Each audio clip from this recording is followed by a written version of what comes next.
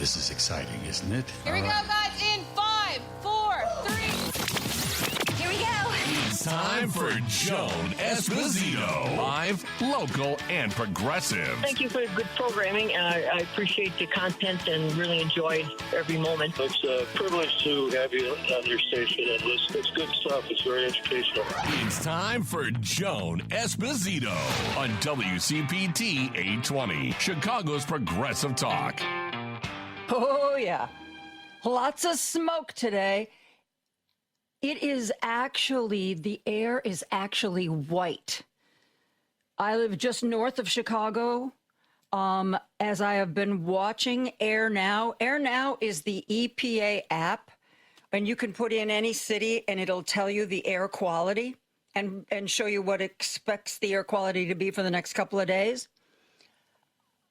We are at the absolute top. You know, there's a little dial. Yeah, we're at the top, and it keeps going higher. Yes, it is beyond the top. It is extraordinary. What, you go outside, and it smells like you're standing in somebody's fireplace. Yes, there are wildfires in part of Minnesota and Canada. And man, oh man, the smoke is unbelievable. If you are elderly, if you usually take your infant baby for a walk, today is the day to skip that. Absolutely. If you have any kind of immune compromise, today is the day to stay inside. If you have any lung illness, today is the day to stay inside. Earlier today, I ran a couple of slices of cake that I had made over to the next door neighbors. I didn't just wear a mask, I wore a scarf. You know, like when you see the old Westerns, how the bank robbers tie the scarf under their eyes and, down to their neck. That is what I wore on my face to go to the neighbor's house. It is, this is air I've never seen before. You can see the air, okay? It is not clear. And if you want to keep track of this yourself, again, the app I use, and I started using this a couple of years ago when there were bad fires, it's called Air Now, AIRNOW, and it is a mobile app. Apparently, nobody told Donald Trump and his cronies that it exists because they haven't gotten rid of it yet. It is. It's very easy to download. You plug in any city you're concerned about, and it will tell you the air quality at that moment in time. And it will tell you the expected air quality for the next couple of days. I checked it this morning, and it was in the high 500s for particulate matter. I checked it a little while ago, and it is now like 660. It is actually getting worse. This app that I'm telling you about, it updates like once an hour. Kim Biggs is the head of the EPA in Illinois. Well, no, the public information officer, the person who faces the front for the EPA. Kim said, we just recommend that the individuals who are susceptible stay indoors, monitor breathing, especially if they have pre-existing conditions. Department of Public Health also recommends using high efficiency. Thank you, Joan. High efficiency filters for air conditioning systems. And if possible, avoid any activities that are going to create more particulate matter, even indoors.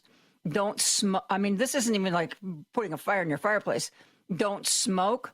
And they're saying don't use candles inside your house because the air quality is so bad that you do not want to do anything to make it worse. So if you have a box of masks left over from COVID, today's the day to get it out. Otherwise, I highly recommend the scarf tied just below your eyes. It goes down to your neck. That's that worked for me on my quick trip next door. But it's just unbelievable. The air is white and it smells like you're walking through a fireplace that is filled with ash. Take care of yourself. Smoke gets in your eyes. Other news of the day, well, Todd Blanche still trying to get his nomination to be head of the DOJ out of the Judiciary Committee. John Cornyn is still playing cute, saying, oh, I haven't made up my mind if I'm going to vote for Todd Blanche.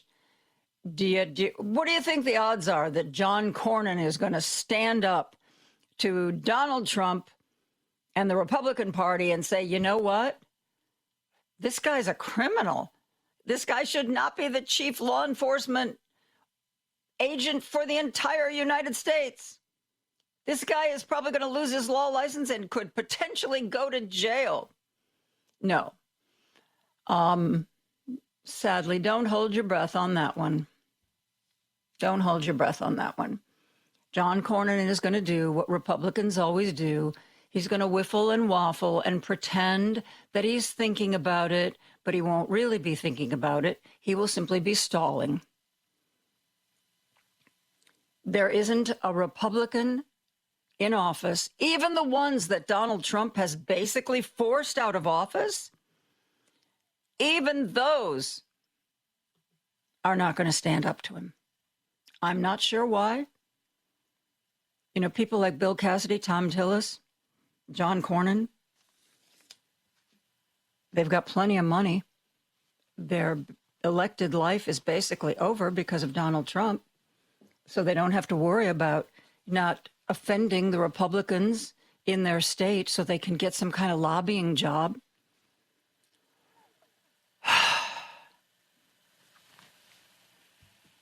I don't know. I don't know what it takes to get someone to be brave and do the right thing. And maybe if I thought they really, really, really believed in Donald Trump and what he's doing, maybe it would be different. How many times have you heard people say that behind the scenes, Republicans don't like Trump? They think he has gone off the rails. They think he is, well, to summarize, they think he's awful. They don't like his judgment. They don't like his actions. They don't like what he's doing to the country. They say that privately. They say that privately while publicly they are defending him and fighting for the horrible things that he wants. And you know what? Maybe if you are one of those people who hasn't yet been stomped on by Trump, if you think you've got a shot at being reelected and the only way to be reelected is to appear to be a friend of Trump, it's not a good reason. It's definitely not a good reason, but it is a reason. But if Trump has cast you aside, your political life is over. You don't have to get another job. What is stopping you? Are you afraid that all your friends who are Republicans won't talk to you anymore? Yeah, that's a good reason to sell out the country, to knowingly sell out the country. You see what he's doing. They all see what he's doing. That is a long-winded way of saying Todd Blanche is going to be the next head of the DOJ. He absolutely is. It's going to take one Republican vote to kill his nomination in the committee. And even though John Cornyn is like, oh, I haven't made up my mind yet. That's crap. I'm sorry, but it's just completely unbelievable. They're all going to vote him into the job that he is the least qualified person in my lifetime to hold. I've told you before, you should be following on social media a woman by the name of Liz Oyer. She was the pardon attorney at the DOJ. Todd Blanche fired her. Not only did he fire her, but he sent agents to try to intimidate her into not talking to members of Congress about what happened.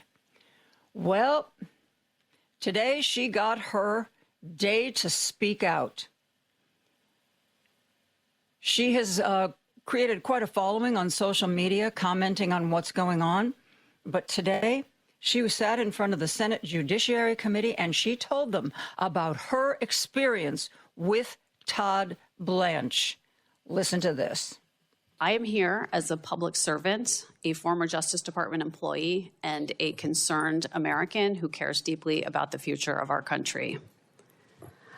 I had great hope that Todd Blanche would be an effective leader and a responsible steward of the Department of Justice, but he quickly proved me wrong. 2 days after Mr. Blanche was confirmed as Deputy Attorney General, he fired me from my position as the department's career pardon attorney. I declined to rubber stamp a political favor for a friend of the president, and it cost me my job. Mr. Blanche's office had asked me to recommend restoring the gun ownership rights of a convicted domestic abuser. I raised concerns about public safety, but Mr. Blanche's staff pressured me to go along anyway. I did not, but because this particular domestic abuser had a personal relationship with the president, Mr. Blanche's staff asked me to set aside my concerns. When I wouldn't, Mr. Blanche fired me within hours. He then took extraordinary measures to silence me. He sent U.S. Marshals to my home in an effort to prevent me from speaking with members of Congress. I was shocked to hear Mr. Blanche's testimony about this yesterday. What he said about my firing is provably false. His claim that it had nothing to do with the concerns I raised is contradicted by documents and evidence. His claim that he tried to call me before sending marshals to my home is flat out false. His claim that it is normal for DOJ to use armed law enforcement officers to deliver mail to the homes of its former employees is preposterous. The casual lies that Mr. Blanche tells, even while sitting in this chair testifying to this committee, are emblematic of a much larger problem. Not pulling any punches, is Liz.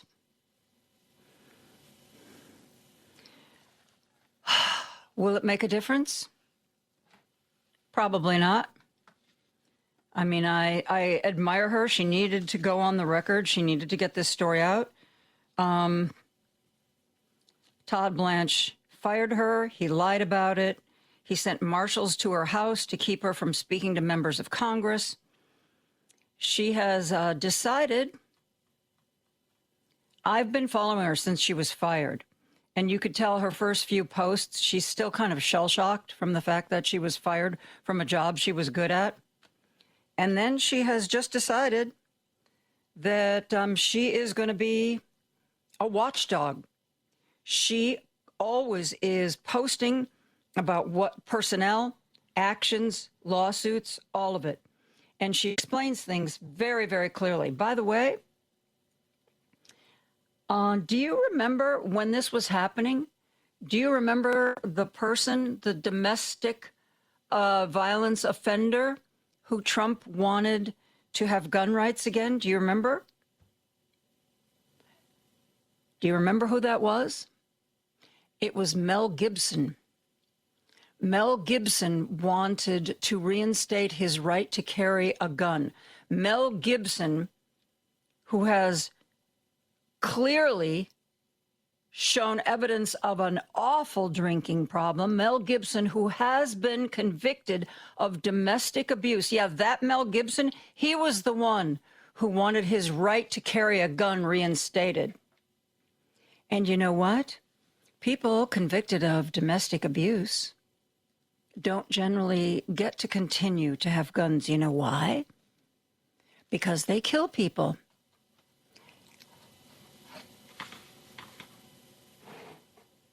But, you know, generally they only kill women. So you know what? Just give him back his gun. What could possibly go wrong?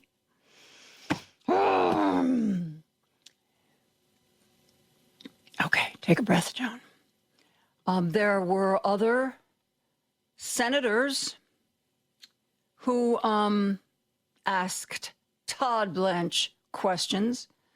Todd Blanche trying to do the Brett Kavanaugh's, you know, dipsy doodle. Oh, let me think. Did I know about that or not? Oh, well, I definitely knew about it once you told me about it.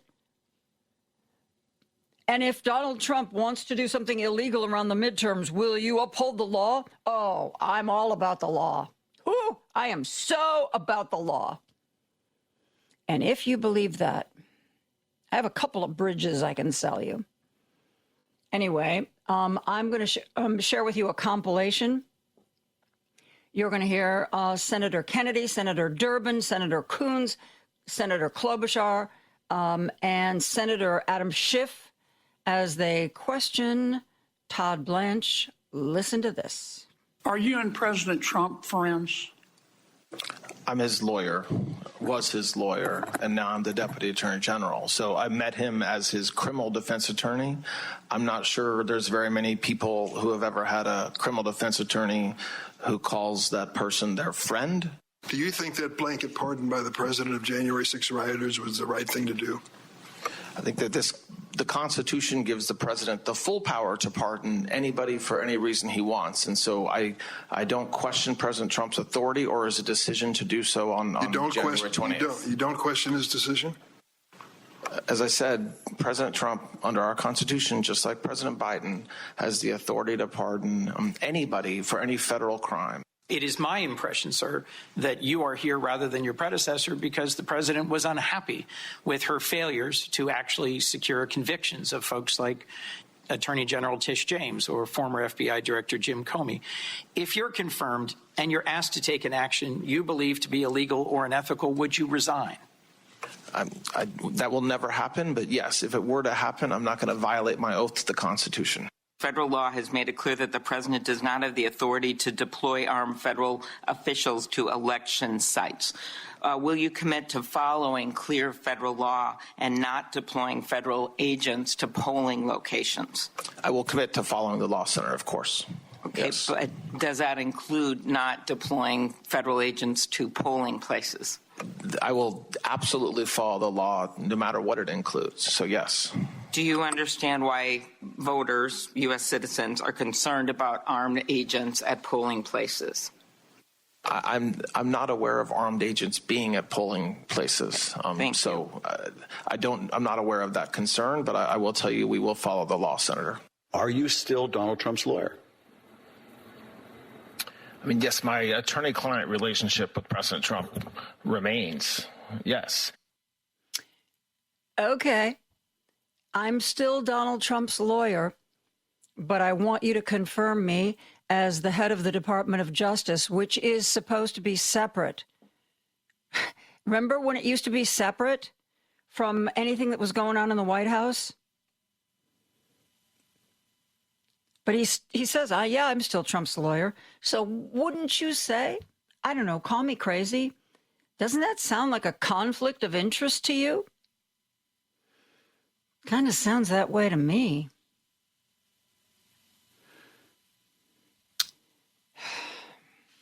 But, you know, I guess that's something that doesn't exist anymore. Conflict of interest. There is no such thing as a conflict of interest. Everything's okay. And if you believe that Todd Blanche will stand up to President Trump if President Trump wants to send ICE to polling places, and you can pretty much count on the fact that he will, at least polling places in Hispanic and African-American areas. I doubt that he's going to send ICE to polling places in Republican strongholds or where there are large numbers of Republican voters. No, those people, we can trust those people. It's just those Democrats and those black and brown people. Nobody can trust them. So we better have people with guns to intimidate them. And, even if you're a legal citizen and you are a black or brown person, particularly a brown person, we've seen over and over again, ICE doesn't care. ICE doesn't care. Remember the Stephen Miller recommendation? Just take them into custody. We'll sort it out later, right? Just take them into custody. We will figure it out later. So, you know what? My guess is, will I follow the law? Yes, I will. And Todd Blanche is going to give us some sort of nonsense that any executive order by the president is automatically lawful, which of course it is not.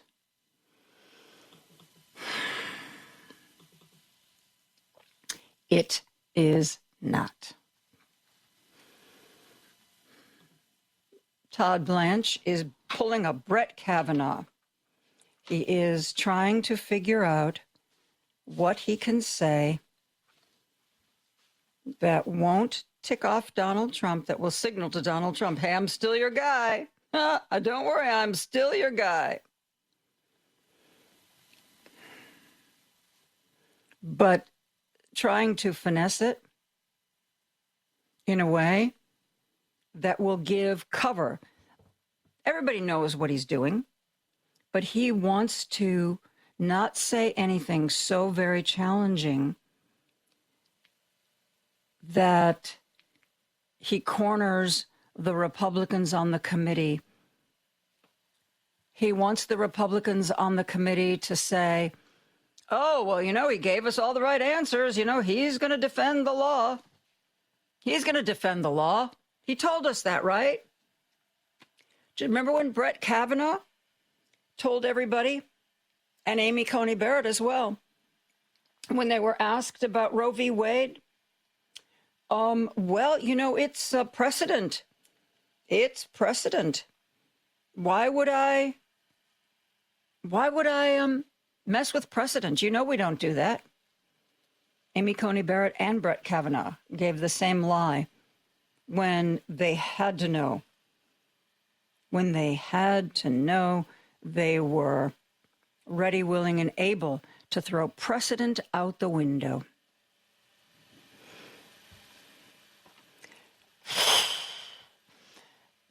It is Thursday, July 16th. I'm very happy you are here. 773-763-9278. 773-763 WCPT. If you've never called in before and today is the day you feel like you want to make your voice heard, we are going to read your texts. We are going to take your calls for the first hour as we do Monday through Thursday. Remember, tomorrow's Friday. And then we spend the first half of the show talking to you about the news of the day, the news of the week. And you know what? I haven't even gotten around to Iran. Yeah, we're still at war. There you go. There's your Iran summary. We'll be right back after this. This is Chicago's Progressive Talk, 820 AM, WCPT Willow Springs, and online at WCPT820.com, where facts matter. Joan Esposito, live, local, and progressive. Every weekday afternoon from 2 to 5 p.m. on WCPT 820. Did I just hear the weather person say, chance of smoke in the air? Chance of smoke in the air? Well, if there's no smoke in the air where you are, come up north of Chicago because we've got it all here. I am looking out the window right now, and it looks like fog. The smoke is so thick, it looks like fog. And remember how I told you when I first checked the EPA's app, Air Now, my town had a particulate level of 597, which is like maxed out. And then I checked before I went on the air, and it was 660. I just checked right now. We are now up to 774. It is getting worse, not better. If you have any kind of health issues, stay inside. And if you have to go out for whatever reason, please wear a mask. And make it a good mask, not one of those ones where you actually breathe around the sides. This is unbelievable. I mean, we're pretty far. I believe the fires are in Ontario, Canada. That's probably closer to us. I don't know, Minnesota, we're kind of, I guess, maybe halfway betwixt. But it's awful, and it's getting worse. It is described as, you know, this little graph. It goes green, yellow, orange, red, purple, cranberry. And we have been maxed out at the end of cranberry all day. The numbers of the particulates keep going up. So I don't know, maybe they should have a black after the cranberry, because we would clearly be in the black. Smoke gets in your eyes and your ears and everywhere else. Let's start with the phone lines. Let's go to Paul, who's on the line from Seattle. Hey, Paul. Hi, Joan. I have to say something. All of this talk about voter fraud and all the stuff that Trump's upset about, we have been hoodwinked over the last 25 years to think that if there were significant voting irregularities, that the injured party or parties are the damn candidates. If there were significant voter irregularities, the injured parties are we the people, the voters, not them. As a matter of fact, if you recall, in 2000 in Bush versus Gore, the Supreme Court said that if the counting were continued in Florida, such to the point that the state of Florida could not certify its vote, the state popular vote, by December the 18th, which was the day that the electors were to cast their votes for president, that George W. Bush would be irreparably harmed. So, in other words, that's where it started. He's the victim. No, if Florida, the state of Florida, were not able to certify their vote because of all of the problems that they had, it's the people of Florida who are harmed. And that doesn't mean that the court gets to say, oh, we're going to choose a winner. And so the Supreme Court and the Republican Party over the last 25 years have done nothing but whine about what victims they are of voter fraud, and that they are entitled to remedy. No, the victims, the injured parties are the voters, not. And of course, that's where the Supreme Court goes with, and the party gets to choose its voters. This whole gerrymandering thing, we get to choose. They act like they're the ones who are entitled to remedy. We are the ones who are entitled to remedy, and neither the Republican Party or the Supreme Court stands on our side to give us that. No, they do not. I've never imagined that we would live in a time where the executive branch, Donald Trump used to say, I don't know, he said this during his first term, that he thought that the executive branch shouldn't be a co-equal branch of government. The executive branch should be over the other two branches, and that is exactly what he has created. Yeah, and the Supreme Court has gone along with that. And I think they have willingly sacrificed their power. And I am really kind of, I really didn't think they would do that. Why would you, if you're a co-equal branch of government, why would you just make yourself subservient to another branch? Why would you willingly give all your power up? I don't know.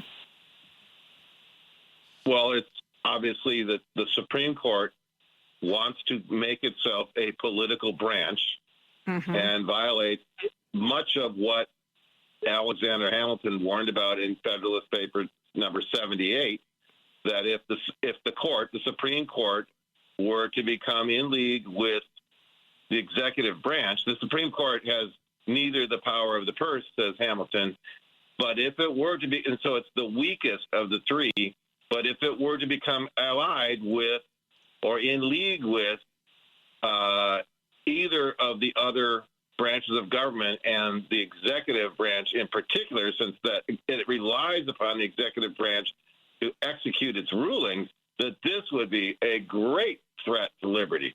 Well, now that we have the executive branch and the congressional branch both in majority, and the court is allied with both of them, that's why our liberties are at great risk. And that's exactly what Hamilton pointed out in that paper. Mm-hmm.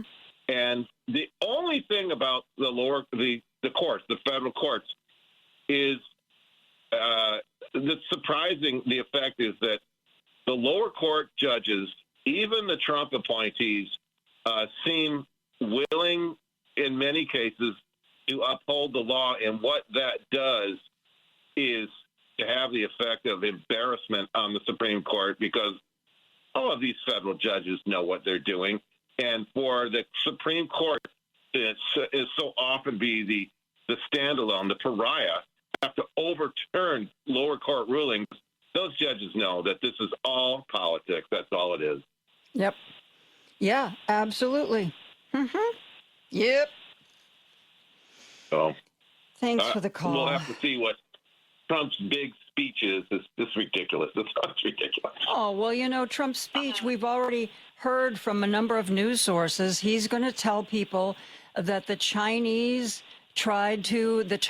interfered with the 2020 election and that the CIA has evidence. Well, you know what? That's not new. We've known the Chinese have tried to influence every election we've had of recent. It doesn't mean that the election results were illegitimate, because we've known about this. He's talking like he just found out about this. CIA says China did this. Well, yes, we knew about that. That is public knowledge. They've done it before. They will do it again. It doesn't mean anything, and it is not new news.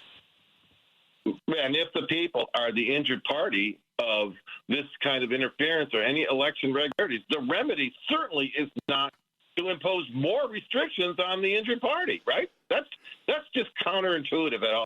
But the way he comes out with that is to make everybody think that, no, the candidates are the injured party, and that's why we get to restrict elections and put armed federal agents in polling places. No, that is not, the remedy is not to further restrict the rights of the people, but that's what they're trying to convince us of. Mm-hmm. Yep. And I always find it fascinating. Republicans are in power, and yet they're victims. Donald Trump is the president, ostensibly the most powerful man in the world, but he's a victim. It's very strange to me that he's the biggest victim. He's always been a victim. Somebody's always trying to hoodwink him. He's the most powerful man.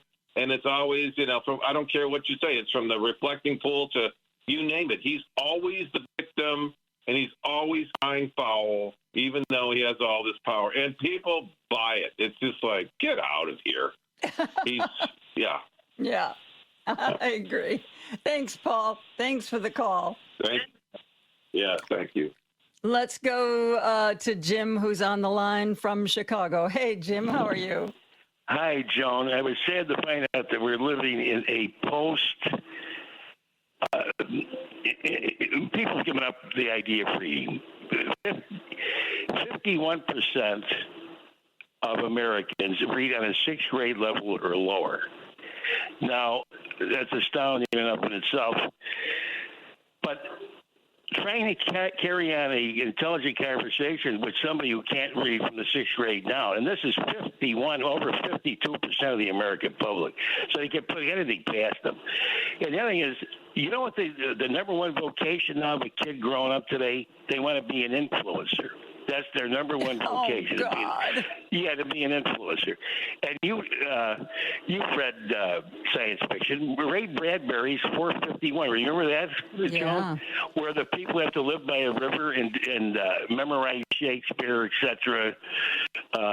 Eugene O'Neill, whoever it is. It's where they're burning all the books because 451 is the temperature at which paper burns. Right. So the point is they don't have to be books at the library because nobody's going to the library. So the point is we're living, as far as literature is concerned, I mean, we're living in a post without literature era. And you think about these people who are elected and how this insane guy who's trying to run for the attorney job is absolutely insane, but yet we're going to get stuck with him anyway. And that Trump's going to give an insane speech tonight about 2020, where you already had an insurrection. Yep. I mean, we had to suffer through that. I mean, these people, and they'll think of it, they're on a sixth grade level. No wonder we're stuck with these people. Anyway, Joan, it isn't just the fact that Todd Blanche is a Trump lackey and unqualified. Donald Trump is about to make some serious pseudo-legal moves to try to disrupt the midterm elections. And with Todd Blanche as head of the DOJ, he is not only going to allow it to happen, he is going to defend it. And any Republican, if I can see this coming as a little old radio host, do you think John Cornyn can't see this coming? He has to do it, Joan. It's like a person, you've said it before, he's like a cornered person who figures, I made $5 billion already. I want to enjoy it. I don't want to go to jail. So we have to do everything to thwart the Democratic Party because they're going to investigate us to no end, to eternity. Because I mean, we can every day that there's a malfeasance with this operation. So anyway, Joan, unbelievable. I can't believe that, no wonder it's so hard to have social intercourse if everybody's reading at a 5th, 6th grade level and lower.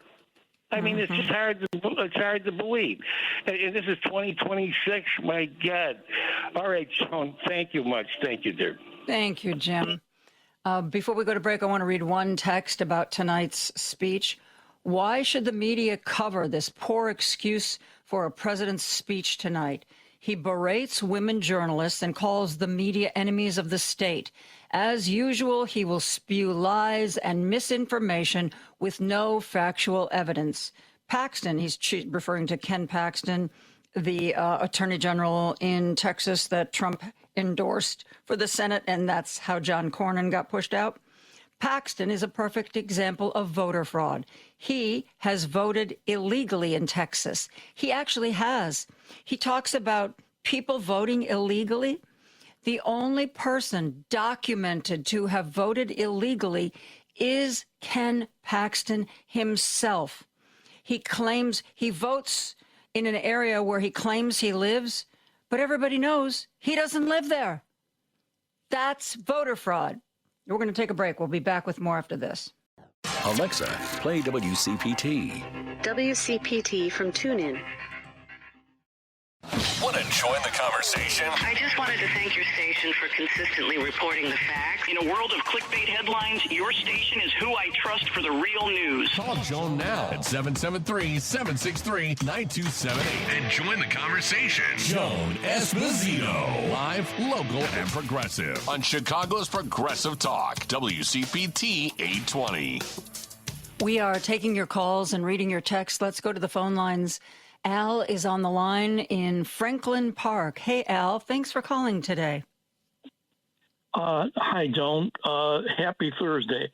Yeah, that's right. I'm calling about this weekend, and that this weekend is being promoted as Good Trouble Lives On weekend. And so around the nation, people are going to be celebrating John Lewis. And I believe it's the 17th that was actually the date of his death. And he has been all about voting rights. And in fact, the last 6 Congresses, there's been the voting rights Advancement Act, and there is one in this Congress as well. But sorry, I got to get to the main point here, which is that Northwest Suburbs Organizing for Action is their rally is going to be at the Arlington Heights clock tower, and that's just east of the train station at Arlington Heights Road and Northwest Highway. And there will be quite a few people there celebrating John Lewis and, working towards getting the vote out. And that's the important thing we have to do right now for the coming election. And, one of the young men there is going to be Ashan, which is a student who I believe you've had him on your show before. And there's going to be 6 other Congress people or elected officials or candidates there as well. So that's what Northwest Suburban is doing, which you can find on mobilize.us, and you can also go to the website, which is Good Trouble Lives On, and find many other rallies happening this weekend in honor of John Lewis and in voter rights, which we certainly need help with it now. And hey, we're having some breaks too, because we're seeing more people talking about voting and realizing that Trump is not the way to be going, and they're realizing they have to get out to vote. And that's the whole thing. We just got to vote in such high numbers this time that none of this stuff is going to make any difference that they're trying to do. And of course, they know they're losing, and that's what Trump's going to be trying to talk about tonight, is finding ways to further suppress the vote. Yep. What he's going to do is he's trying to set the stage to show that there's interference, and it was because what he wants to do is he wants to declare the midterms where he knows he's going to get crunched. He wants to declare the midterm elections illegitimate. That's what he wants to do. He wants to negate the results that are coming up. And this idea of speaking publicly to talk about China's interference, he's doing a lot of things to set the stage. He sent FBI to Georgia to take away voting materials. He's doing all these little things. And this is what Donald Trump does. He does a bunch of things that added together create a big thing. So then when he does the big thing, it doesn't seem so unexpected because he did all these other little things that added up to it. Yeah, and not just Donald Trump. It's all his enablers and these ultra-rich people. But bottom line is that we have to take back the attention economy, and we have to get out there and get the message out that we all have to vote.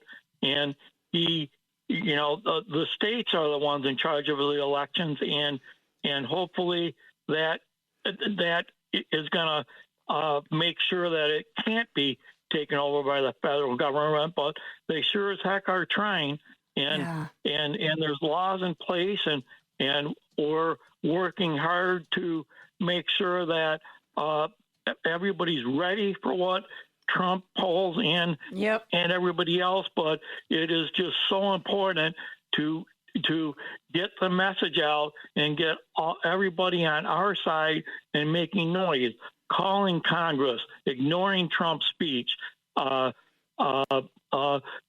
to your friends and your neighbors, and making sure that everybody is aware that they need to go out and vote, because we are the people that have to do it. No, there's nobody coming to save us except us. That's right. We have to save ourselves.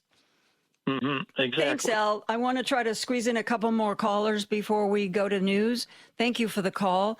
Let's go to Chi-Town Dave, who's on the line. Hello, Dave. How are you? Hey, hello, Conrads. Hello, Conrads. All my Conrads out there.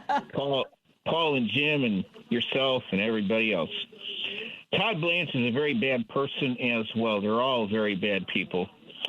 And I believe they are going to stop the midterm elections. To be honest with you, I don't believe we're going to have midterms. And Donald Trump is going to declare martial law. I really believe that. I hate to say that, but well, I think that I'm not saying that's not in the realm of possibility, but why bother to cancel the midterms when you can just let them happen and then say it's all voter fraud, it's all illegitimate? Same difference, maybe less work. I believe Donald Trump would rather cancel the midterms. That's what I believe he wants to do. Well, I do think, I've said all along, Donald Trump is like a cornered animal. He sees what's coming, even though he has himself made the situation much worse for Republicans. Donald Trump is the one who put the Senate in play with all the things he's done and all the things he said and all the things he's made the Republicans in the Senate do. But he now sees that, it doesn't look good for him. So he's like a cornered animal, and he is going to do anything in his power to derail or disrupt the midterm elections. And I really hope and pray that all of our states' attorneys general and all of our secretaries of state are ready for this, and have their documents in a row so that when he pulls something, they can be in front of a judge in less than 24 hours. We'll see. Well, I hope you're right, but I don't know that that's going to happen. He is a cornered grizzly bear. Yeah. By the way, he wants to kill grizzly bears. Yeah, I know. What a ugh. Anywho, thanks for the call, Dave. Before I go off on a tangent, I really appreciate it. Let's go to our good friend Steve from the Gold Coast. Hey, Steve, how are you? Hello there, Joan. To begin with, no, he does not have the authority to cancel the midterms. I know people would like to advocate this. Unless he were to literally call out the National Guard and so forth, and the military, and just basically toss out the Constitution, that would be the only way. But as you point out, people would instantaneously challenge this, and even this Supreme Court, which has offered him a number of setbacks on various issues with regard to cases before the court. There's no way that they side with Trump on this. So, yeah, that's not going to happen. But, this speech tonight, and a lot of networks are wondering whether they should even carry it. It's all about the SAVE Act in an attempt to suppress Democratic voters and hopefully keep them from, this landslide victory that they're anticipated to have. And, and this will all go back to, let me tell you about this new evidence, that we have about the 2020. I'm sorry, the evidence that you haven't been able to produce in 6 years that's somehow manifested itself all of a sudden? Yeah. Yeah, exactly. It's going to go nowhere. It's for people who are low information voters. And yes, China, Russia, various countries have tried to impact us, especially vis-a-vis social media and our elections. Okay, that doesn't mean that they were successful in doing so. Simply saying that we have proof of that they attempted to do this is like saying, I wanted to rob Fort Knox and I had a plan in place. Yeah, I didn't rob Fort Knox, though. Not very likely for me to do so, for all sorts of reasons. And again, this is about framing these issues in a bizarre sort of way, because in 2016, when Democrats were in charge of the Justice Department and overseeing this whole process, according to Donald Trump, we had a fair election because he got elected. And also in 2024. But in 2020, when the Republicans under the Trump administration and his Justice Department were in charge of elections, all of a sudden he got robbed. It was illegitimate across the board. Wasn't that your responsibility, Mr. President? And after all that time, you have produced nothing. Now, Fox, that decided to side with you, ended up paying almost, $900 million for the Dominion case to settle it? Almost $1 billion bucks. Yeah, exactly. So, where's that evidence? I'm sure Fox would love to have gotten their money back. And if you believe that they just willingly gave over almost $1 billion without doing thorough research, then, hey, I've got a bridge to sell you. But there is no evidence. He wants to push this in order to make sure that, that the Republicans don't lose as badly. And as you pointed out, yes, there are lamed up Republicans. And why aren't they standing up? Why aren't they doing anything about this? I suspect that a number of them, as is all too often the case, want that office gig, the one that pays exponentially more money. I've seen congressmen and senators end up with $1 million bonuses and these huge salaries, cars, apartments, and so forth, all to go in and lobby and for interest groups and various other entities. And here's the thing that people don't understand. I can do this, but my capacity to do this is limited versus a congressman or senator. I don't have lifetime floor privileges. That's what they retain. If you've been a congressman or a senator in America, you get to walk onto the floor of the Senate or the House for the rest of your life. Yep. So, and therefore, and twist arms and talk about exactly why this is good, why this is bad, and what we're willing to do to you right to the last minute. So that's invaluable to anybody who's in that field. So I suspect that this is why, that a lot of them are looking for a future post-office. But, this is where we are, and we'll see what he has to say tonight. A lot of Republicans are cringing because, quite frankly, they want him to leave this 2020 nonsense alone. Americans are talking about affordability. Will they stand up to him and when and if he messes with it? That's the question. Yeah. Steve, I got to get to the news. Thank you so much for the call. We are going to be right back after the news. You're the only voice of reason on the radio. You give me hope. Having listened to you every day. Thank you for your clear insight. Always felt a little bit smarter. I listen to you every single day. I keep coming back to this station, and thank you for what you do. On WCPT 820, Chicago's Progressive Talk. Chicago's Progressive Talk. WCPT 820, where facts matter. It's time for Joan Esposito. Live, local, and progressive. Joan, as always, exceptional work from you from, your TV days all the way up to today. You're truly exceptional, and thanks for this great show you have. It's time for Joan Esposito on WCPT 820, Chicago's Progressive Talk. Very happy to welcome back Professor Marjorie Hershey from Indiana University. She is an expert on party politics. But first, Marjorie, I have to ask you, is the air breathable where you are? We haven't gotten it to quite as great an extent yet. I've had friends from the Northeast who have said that they literally have difficulty seeing across their yard right now. Yep. I walked out to bring something over to the neighbors, and it's white. It looks like there's fog all over the neighborhood, but it's smoke. And as you walk through it, it feels like you're walking through a fireplace that was just used the day before. It is extraordinary. And people are saying, it's time to break out those N95 masks and all the stuff that you put away when you put away all your COVID supplies. It is unbelievable. I've been checking the air quality in Chicago, and I live just north of Chicago, with the EPA app. It is literally off the charts. It is higher than the graph will measure. It's unbelievable. So yeah. It's nasty. It is nasty. Thank you very much, ladies and gentlemen. So let's talk about what you're an expert in party politics. And it seems to me, with the Judiciary Committee hearing with Todd Blanche, we are seeing party politics at their, I don't know whether to say at their best or at their worst.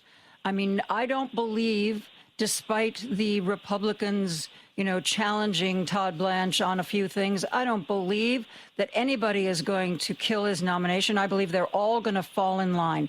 Is that what good party politics is? You fall in line, you're a good soldier? There are different ways of looking at this, clearly.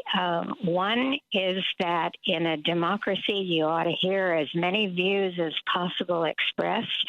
The other is that most of us are too busy spending our time just trying to breathe the air these days and get along with our regular lives, that it's not realistic to expect us to be able to be experts on everything. And therefore, having a set of parties, whether two or more than two, to present distinct viewpoints so that we don't have to research everything ourselves, but we can simply say, okay, normally I'm closer to this party, so therefore I will trust them to express my views on this next subject coming up, that is the only real practical way to have public views expressed.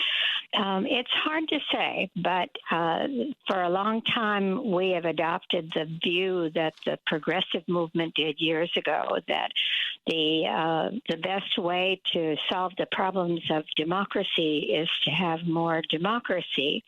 And so for quite a long time we opened up party nominations to voters in the primaries and have expanded voting rights and lots of other things. And we haven't necessarily found that this helps us in the long run. So I think the question is still open as to whether or not parties do us a fair amount of good by helping us clarify our choices, or whether they just obscure the large variety of voices out there. It's not easy in a country of 330 million people to have just two parties. And in fact, it's not natural as far as democracies are concerned. The overwhelming number of democracies in the world today do not have two parties. They have more than two parties. And that can pose a problem like that with a situation where you have a nominee for Attorney General who apparently does not believe that there ought to be any independence from the president anywhere at any time. If that's a pretty extreme view, especially given the Constitution that we have with the separation of powers. So if you have one side lining up entirely in favor of a unitary executive and the other side saying not, a lot of folks whose views are in the middle are not going to feel very represented. But we have made it extremely difficult for any more than two parties to develop in this country. And so that's what we're left with. Is that why we don't have the multiple parties that you see in the United Kingdom and pretty much every other country in the world that I can think of that's a democracy? Is it because we have engineered roadblocks into the system?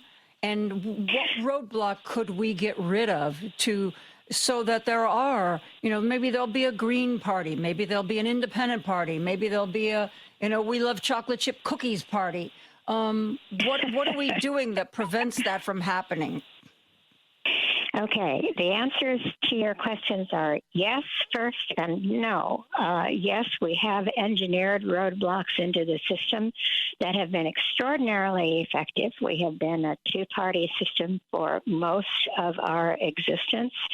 And no, it is going to be extremely difficult to find ways to unengineer those roadblocks. There are several reasons why the United States is unique in having a two-party system. One is that we have a constitution that has a separation of powers and that is very clear about the fact that we have to have and have had for most of our lives as a nation single-member offices. The president is a single-member office. We have only one person in it at a time. Now, you might think, well, that's obvious. How could we have more than one person? In most nations, the executive is not a single person. The executive is a cabinet that is formed of a whole series of folks from a particular political party, but that means that you can have a coalition cabinet. Not just a single person in there. So it might be that, for example, if the Labour Party in Britain is losing support and it wants to try to get above 50% to pass bills, it might say to the Green Party, look, we will offer your party the Ministry of Environment if you vote with us. And there is a ministry that can be offered to provide the Green Party some incentive to remain a party and to express its views. Here, we've got a single president. You're either in it or you're not. Your party either wins it or it doesn't. We don't have a cabinet in which you can provide different types of offices to different parties. And perhaps as much as that, we have laws in virtually every state that make it much tougher for any party other than the two major parties to get their candidates' names on the ballot or to get their parties' names on the ballot. Most states require some pretty exorbitant types of actions for a non-Democrat, non-Republican to get on the ballot. For example, to file petitions with large numbers of signatures, to post a bond, a monetary bond, to have those petitions signed only by people who haven't voted for either a Democrat or a Republican in the past X number of years. State legislatures have been very clear that they do not want to open the competition between the two major parties to a third or a fourth party. I think it's very interesting that we call them third parties. Well, in most other nations, the third party is a major party. Yeah. It's not another party out there that can make a difference. And as a consequence, many democracies have 10, 15, 20 parties that contend, that put their candidates on the ballot, in which voters have those choices. That does give us some flexibility if we had a number of different parties, that a tiny party like the Party for the Animals in the Netherlands can, in fact, get representation in the national legislature, because its rules say that if you have a party that gets at least 0.5% of the vote, they can get a representative. Here, if you don't get 50% of the vote, you can't get a representative. So a party like the Party for the Animals could come again and again and again and try to offer candidates, but there wouldn't be much point after a particular number of elections because they wouldn't be getting anything in return. So you said that about signing a petition for a potential third or fourth party candidate. A lot of people believe that Tucker Carlson is going to run for president. Obviously, he's not going to run as a Republican or a Democrat. He's going to run as some kind of independent. So because I have voted Democratic in the last election, if I were so inclined, could not sign a petition to get Tucker Carlson on the ballot in Illinois. Is that correct? It depends on which state you're living in, and that's another challenge for non-Democratic, non-Republican parties, because every state has its own rules. So if you want to run a presidential campaign, if you're Tucker Carlson, God help us, and want to run a presidential campaign, you would have to have lawyers researching the rules of all 50 states, all of which are different, in order to get on the ballot in all 50 states. We don't have national elections. We have 50 state elections. And in addition to that, we have relatively decentralized systems of election administration, so that there has to be somebody at the state level who looks at those petitions and says, these particular signatures on the petition are acceptable, and these particular signatures are not, maybe because they've discovered that you did vote Democratic in the past, or maybe you registered to vote as Joan Esposito, and in your petition you signed Joan Esposito. The person who is the Secretary of State in that state might look at that and say, I think that this is a false signature because it doesn't correspond exactly to the way you registered to vote. And since all of the Secretaries of State are either Democratic or Republican, it certainly makes sense for us, for those Secretaries of State, to throw off as many non-major party challengers as they can.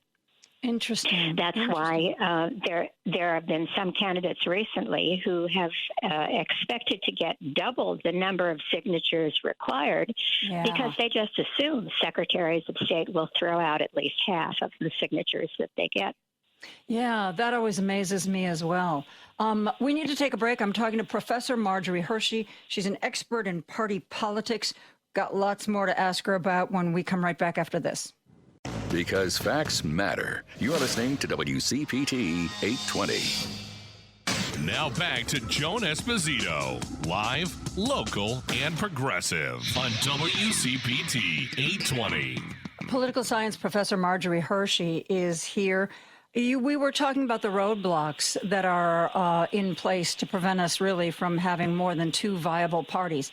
I want to just clarify, are those roadblocks put up by the state boards of election, or are there federal roadblocks? Most of the roadblocks are by state. And states can change them. It's true. We now in Illinois, for example, elect one member of Congress for each particular congressional district. 80 years ago, it used to be that we had multi-member districts in Illinois, so that a particular area of Illinois, instead of having one representative, might elect 10. It might be that it would be a larger district than the districts are now, but each voter in that area would have 10 choices to make. And as a result, it would be much easier for a third or a fourth party to be able to get, say, 20% of the vote and be able to get 20% of the seats in the legislature. Because with multi-party systems and multi-member districts, a party might be able to elect a member with as little as 20 or 10 or even 5% of the vote. But it's the states that have changed those rules so that it's almost everywhere now that election districts elect one person rather than more than one person. And that puts a real heavy burden on anybody but Republicans and Democrats. Okay, I'm going to ask you a question that's really unfair, and you probably can't answer it. But I keep thinking to myself, you've got Tom Tillis, who doesn't like Trump. You've got Bill Cassidy, who basically was forced out of his job by Trump. You've got John Cornyn, who was forced out of politics by Donald Trump. John Cornyn is on the Judiciary Committee that is interviewing Todd Blanche, a man who will probably lose his law license and will eventually end up in jail. But they're interviewing him to be the next head of the Department of Justice. John Cornyn is so far they can only lose one Republican. John Cornyn keeps saying that he hasn't made up his mind. I don't for a minute believe that there is a single Republican who is going to vote against Todd Blanche, though there's some speculation that when it gets to a vote of the full Senate, that Republicans will do the math and they'll try to figure out a way where Lisa Murkowski and Susan Collins can vote no, and yet Todd Blanche's nomination will still move forward. So that way Susan Collins can go to the people of Maine and say, see, I'm independent. Look at me. I voted no. But they're only going to let them vote no if it doesn't affect the overall total. I get being loyal to your party, but these are people whose political careers are essentially over. They are all wealthy. They don't have to worry about getting jobs as lobbyists. They have, you would think, some sort of dedication to public service as a part of why they were running for and in the Senate. Why will they continue to toe the party line when, like I said, their careers are over? They're all wealthy. They don't need to get another job.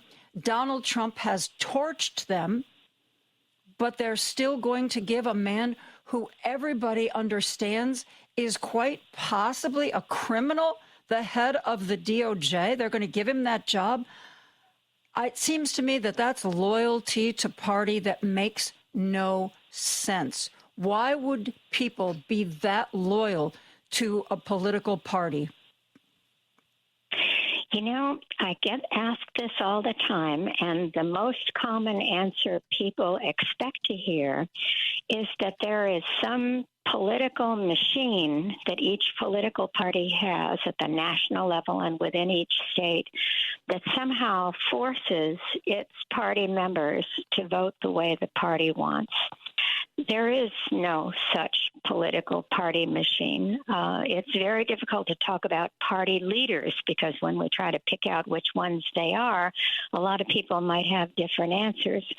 But there is a party leader in the Republican Party right now. This is an unusual time for us in which a party is much more unified than we normally see, and that is the Republicans under Donald Trump. It's not that the Republican Party organization or that Donald Trump can do anything much to these people if they vote against Trump's nominee. It's not that the Republican Party organization can, well, they can censure him, but who cares? You know, it really doesn't make any difference. What they have been able to do to enforce this extraordinary party loyalty is simply that there is a group of activists throughout the country and in each congressional district, not a large group, not a majority of the population by any means, probably not a majority of the party itself by any means, but who are so fervently devoted to Donald Trump that they will literally do anything to support him, who will go to the primary election if they are on life support, if they have to. This is unusual. This is why a lot of people worry about whether or not the Republican Party has turned into a cult rather than a political party. It's not that without that fervent base of party supporters, Trump could do anything much to cause these members of the Senate to vote the way he wants them to. They are his enforcers, and they are literally his enforcers in the sense of voters who very strongly support Trump, to the extent that some of these elected representatives can expect quite literally physical threats from constituents who are a part of the Trump base who say, we know what school your child goes to. We know your address. We will be seeing you late at night at some point. It's very rare that public figures have never received any individual threats, but this has really increased in the era of Trump. There are physical reasons why a lot of elected Republican officials would be afraid to cross Trump on something like this matter. It's an extraordinary development in American politics. Our parties have typically been pretty diverse internally, pretty varied internally. The Democrats can have lots of different ethnicities supporting them, lots of different religions, and in the past that also used to be the case with the Republicans. It's not true any longer. The Republicans have become a much more homogeneous party in which the loyalty to Trump is not just policy. It's not just a matter of partisan loyalty. There is a psychological dimension to that loyalty that is so strong and so intense that you have to believe that it goes beyond simple policy and partisan causes, that it goes much deeper than that. I want to talk to you more about this. We need to take a break, but I want to talk to you more about this idea of threats and security. We are talking to political science professor Marjorie Hershey from Indiana University. We're going to be right back after this. This is Chicago's Progressive Talk, 820 AM, WCPT Willow Springs, and online at WCPT820.com, where facts matter. Now back to Joan Esposito, live, local, and progressive on WCPT 820. I'm talking with political science professor Marjorie Hershey from Indiana University.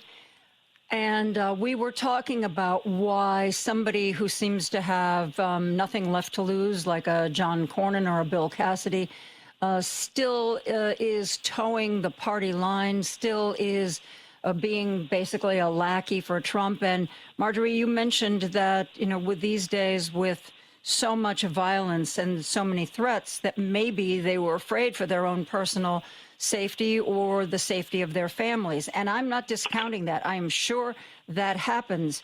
But any woman who is posting on social media about reproductive rights or progressive politics gets that same kind of negativity, that same anger, those same threats. And heck, 20 years ago, when I was an anchor in Chicago television, there wasn't a single woman who was an anchor on television who hadn't gotten credible threats and didn't get them on a reasonably regular basis. If you are a senator, it seems to me that you would have access to some of the best protection known to human beings. And, you call it, even when I was an anchor, if you got a credible threat, you would pass it along to the FBI. If I could do that, you telling me John Cornyn can't do that? Or maybe he doesn't trust the FBI to keep him alive? I'm sorry. I understand there are threats, but they are in a position to protect themselves much more so than, say, Jessica Valenti, who writes abortion every day, and other people, especially women who are reporting on Democratic or progressive politics online or in a newsletter. So I don't have a lot of, it may be true, Marjorie, but I think that, say something nice, Joan, say something nice, Joan. I think that is not something that holds water with me. Well, you're absolutely right, of course. People who are in various groups that are not as publicly valued as others are certainly going to be the recipients of more threats, more physical threats, more verbal threats than other people are. I think it's interesting, and I've said this before to you, so I hope I won't bore your listeners, but we know from psychological research that threats and fear weigh more heavily on our thinking than does optimism or hope. Now, that doesn't explain the gender difference involved here, but it does explain why it is that so many people have become so intensely devoted to the idea of a strong leader, and particularly a Donald Trump style strong leader. And that's that the American population has changed pretty dramatically in the last 50 years. In 1970, 1980, the proportion of the American population that was non-Hispanic white was 85%. Only 15% who were either Hispanic or Black or in some way non-white. Now that proportion has gone from 85% to 55%. That's a pretty dramatic change in a pretty short time. That kind of ecological change usually takes a lot longer to develop. It occurs over a longer period of time. For many people who were more accustomed, those of us who are older, to the more homogeneous American population, that generates a certain degree of fear, of uncertainty, of am I losing my position in this particular population of America? And it often generates a sense that we need control. We need strong leadership. Trump has provided that in a very explicit way. I mean, you don't have to go very far into Donald Trump's speeches to find that he is identifying those people who are minorities, who are Blacks, who are Hispanics, who are other than those who were born here, as being a threat to those who were. That kind of threat is the deeper psychological basis that I suspect helps us understand why so many of that Republican base that supports Trump so fervently will come out and will dominate primaries over and over again in a way that means that although most of John Cornyn's constituents may in fact not feel very strongly about him, that portion of his constituency that is most concerned about those social changes will come out no matter what the circumstances, no matter what the conditions. If the smoke is to the point where you have to cut it with a knife to vote for Trump's endorsee because of the strength of that fear. It's probably evolutionary. If this doesn't sound too weird, it's, in our long distant past, threats were certainly much more immediate to us than were optimistic thoughts that, if you got eaten by the saber-toothed tiger who was down the way, you didn't really need to think too much about whether or not you were going to add to your hut. That first things first. And I think that level of fear that has been prompted by this relatively rapid population change has a great deal to do with that part of the population which is declining, which is so fervently wedded to Donald Trump. I mean, we've seen it in decline over time, but there's a point at which there is a hard core that we're starting to approach that may be 30% of the people who come out and vote, maybe 25%, who are expressing that very fear in their support of Donald Trump. The challenge is that the rest of those folks out there are much less likely to go to the polls. Mm-hmm. If we had high turnout in primaries of any level of office, we would not have the dominance of the party and the primary by that very fervent base. The rest of us would outvote them. Well, but turnout in primaries can be 20%, 15%, 10%. That brings me back to John Cornyn, because by all accounts, he was very well liked and very well respected in the Senate. And even though he might have ticked off Donald Trump, I mean, if you look at his voting record, just like him and Bill Cassidy, I mean, they were 97% of the time they voted along Donald Trump lines. He's been a senator for quite a while. It was believed that he was very well thought of in Texas. And did people not understand that if they didn't come out and support him in the primary, he was going to go away? I agree with you. Primaries get really lousy turnout, and the ones who do turn out tend to be the most rabid, and in this case, the most MAGA. But the people of Texas couldn't have been stupid. Didn't they realize, didn't John Cornyn tell them he was in the fight of his life? And if they didn't show up, that things were going to take a bad turn? That's what puzzles me.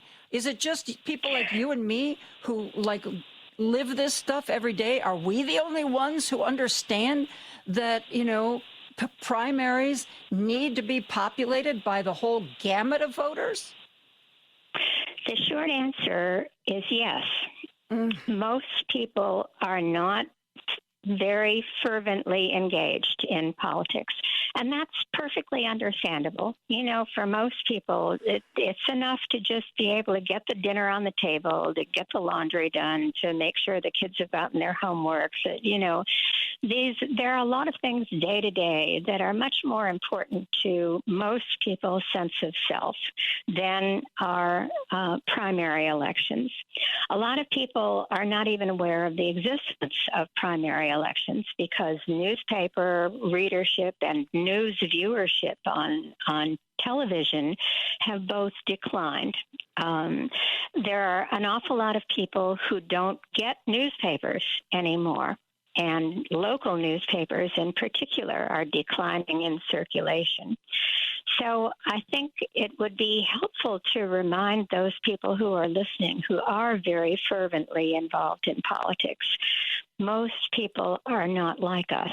Most people are not as involved or interested. And, you know, if they have the chance for a doctor's appointment on primary day and they can't make it to vote, no problem. You know, they may not even remember that it's primary day until after they see what the primary results have been. It's probably, some political scientists would suggest, helpful for that to be the case, for most of us to be involved in something other than politics most of the time. Good for our health. Well, it's good for our health and perhaps good for the nation's health. You know, what dictatorships try to do is they try to involve the population as much of the time as possible so that there isn't any time left over or brain room left over to think of alternatives. So that you get people marching in the streets lots of times and putting up pictures of the dear leader and stuff like that. It's probably healthy for most of us to just continue to do our laundry. Goodness knows we'll have more clean clothes that way. But we probably have more elections in the United States than most of us want. That's another part of that progressive movement's belief that the way to cure the ills of democracy is to have more democracy.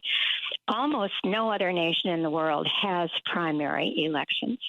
In most other democracies, it's the party leadership that chooses the candidates because the sense is it's the party's candidates. They are offering us an option, a choice, and so it should be a choice that reflects the views of the party itself.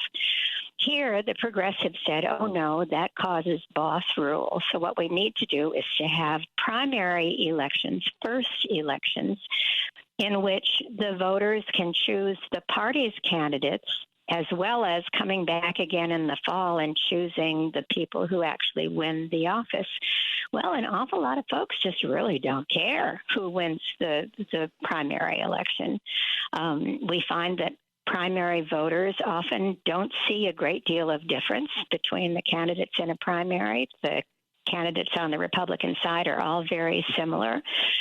John Cornyn didn't lose by all that much in Texas, so we can't really say that Texas as a whole didn't understand the importance of that primary. A whole lot of them did. It's just that base was big enough in a low turnout primary, which it was, to be able to carry the day. I agree with everything you just said, but I also, quite a while ago, I read a book on authoritarianism, dictatorships, and I can't remember what country this was, but they interviewed this woman who was like, sort of like, my life was just like going along. She's one of the people that we're talking about that doesn't really pay attention to elections. And she was like, and then one morning I got up and I looked out my living room window and there were tanks in the street. And it was like, huh. And I'm like, that's,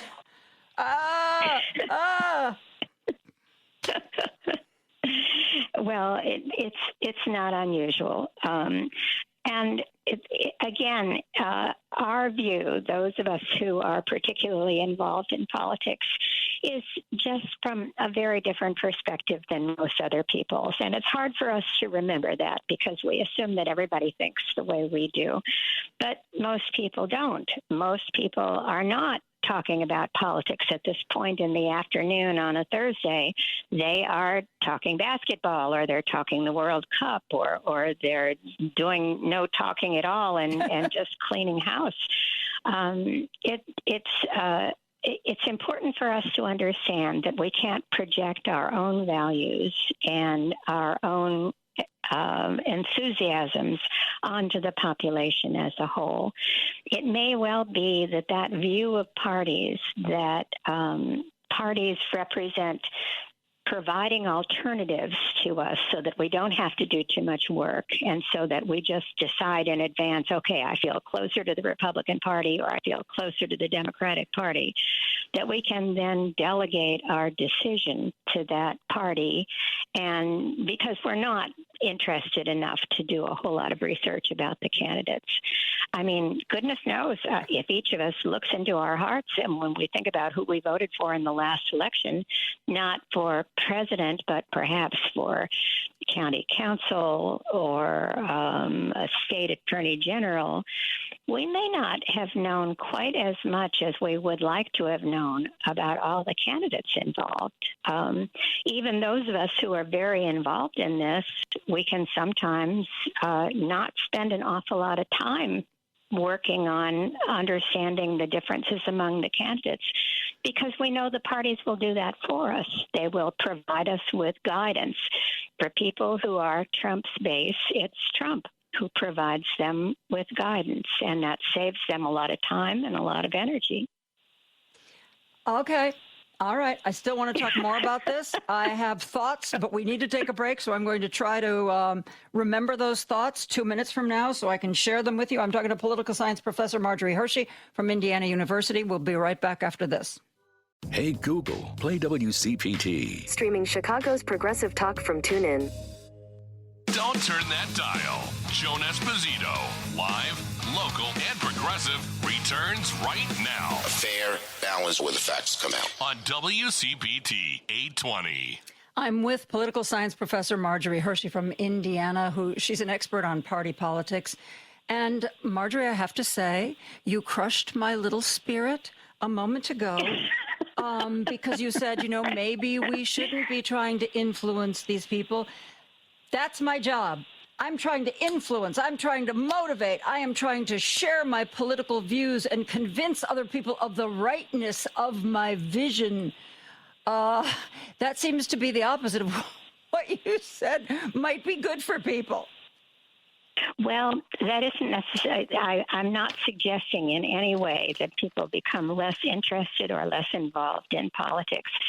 I think it's just that we have an electorate that exists the way it is. We can't change it to the kind of electorate that we would like to see. So those people who would love to see the voters become much more interested in political events, much more informed about politics, much more likely to get engaged, we can expect that of perhaps 10, 15, maybe at most 20% of the population. We can grump all we want about the other 80% who are not nearly as interested, but we're not going to change them very easily. We're going to be speaking mainly to the people who are already interested.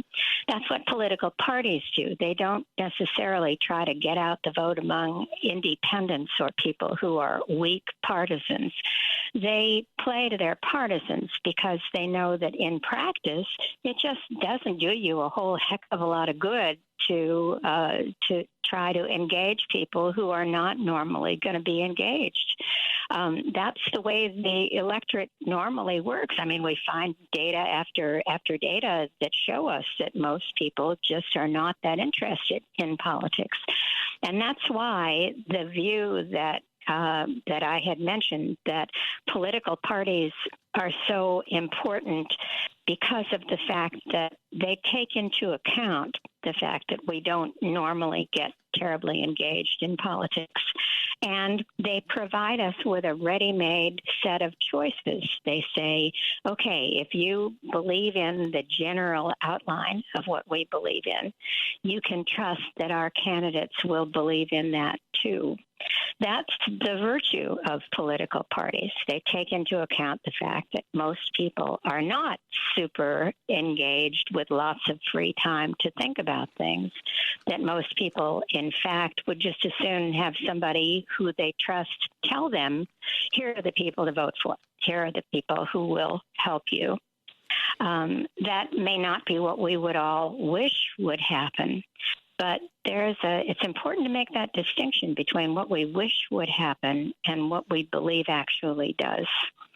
And what we believe actually does happen is pretty much directed by what we know empirically about voters and about the way democracies work.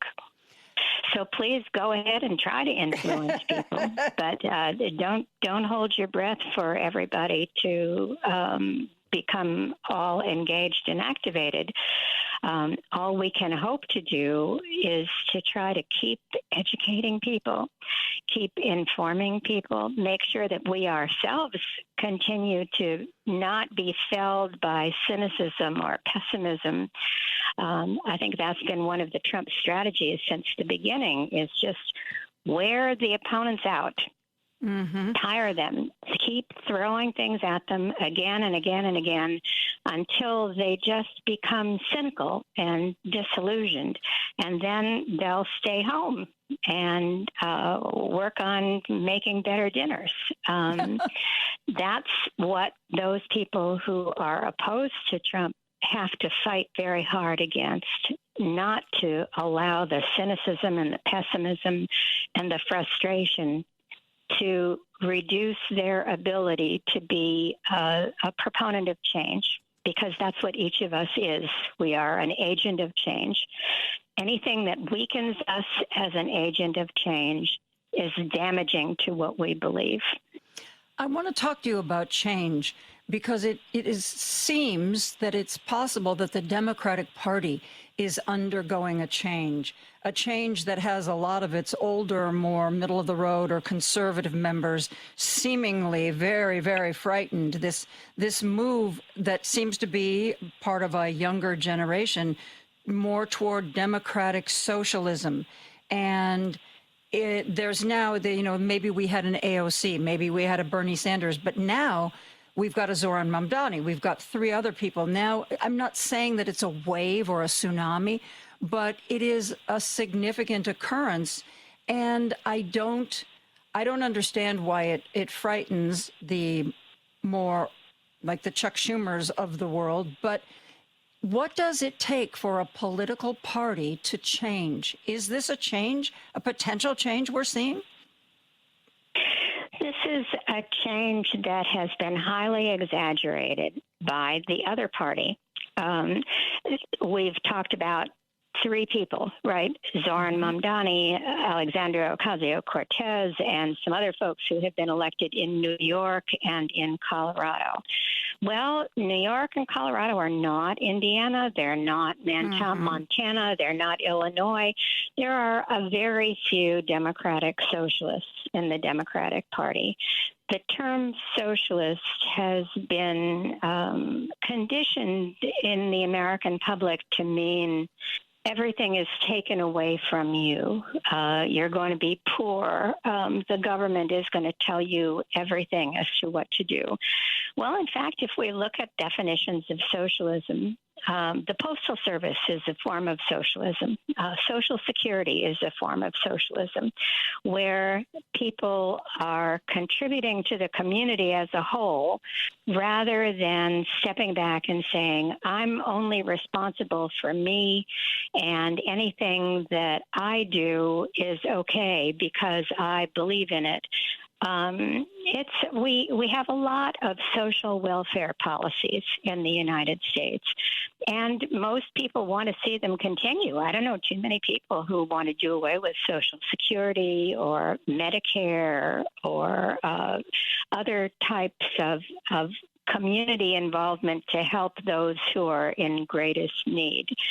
The notion of socialism has certainly gotten a bad rap over time, but it's no more present in the Democratic Party than it is the population as a whole. I don't think a whole lot of Republicans would hope to get rid of Social Security or Medicare. It's just they don't want to call them social welfare policies because they don't want to believe that they're the recipient of government help. I often have business folks locally telling me it's such an outrage that people want big government because I built my business. Don't tell me that there was anything other than me involved in building my business. And I often ask them, okay, so you also presumably have your own transportation department that created the roads that brings your customers to your store. You built your own fire department that can protect your business from burning down. You have your own policing department that can make sure that you don't get broken into. Everybody in a large interdependent society depends on lots of other people. There's no shame in that. There's no horror in that. It's just that we, because of our history, have grown up with a sense that somehow if you are anything other than independent, that you're weak and you're not American. Well, my goodness, the rest of the world seems to manage just fine, recognizing that, in fact, people are interdependent with one another. That's not a shock. And if we're talking about party change, the Democratic Party's change has been minuscule compared to the change in the Republican Party over time. If you were to look at the Republican Party's national platform in the 1950s and 1960s, you would see support for labor unions. You would see support for wage and price controls when inflation gets too bad. You would see a whole series of things that Republicans currently would probably say, oh, that's communist. Well, their own party was responsible for promoting it not that terribly long ago. The Democratic Party's platform today is not that different from the Democratic platform in the 1950s and 60s.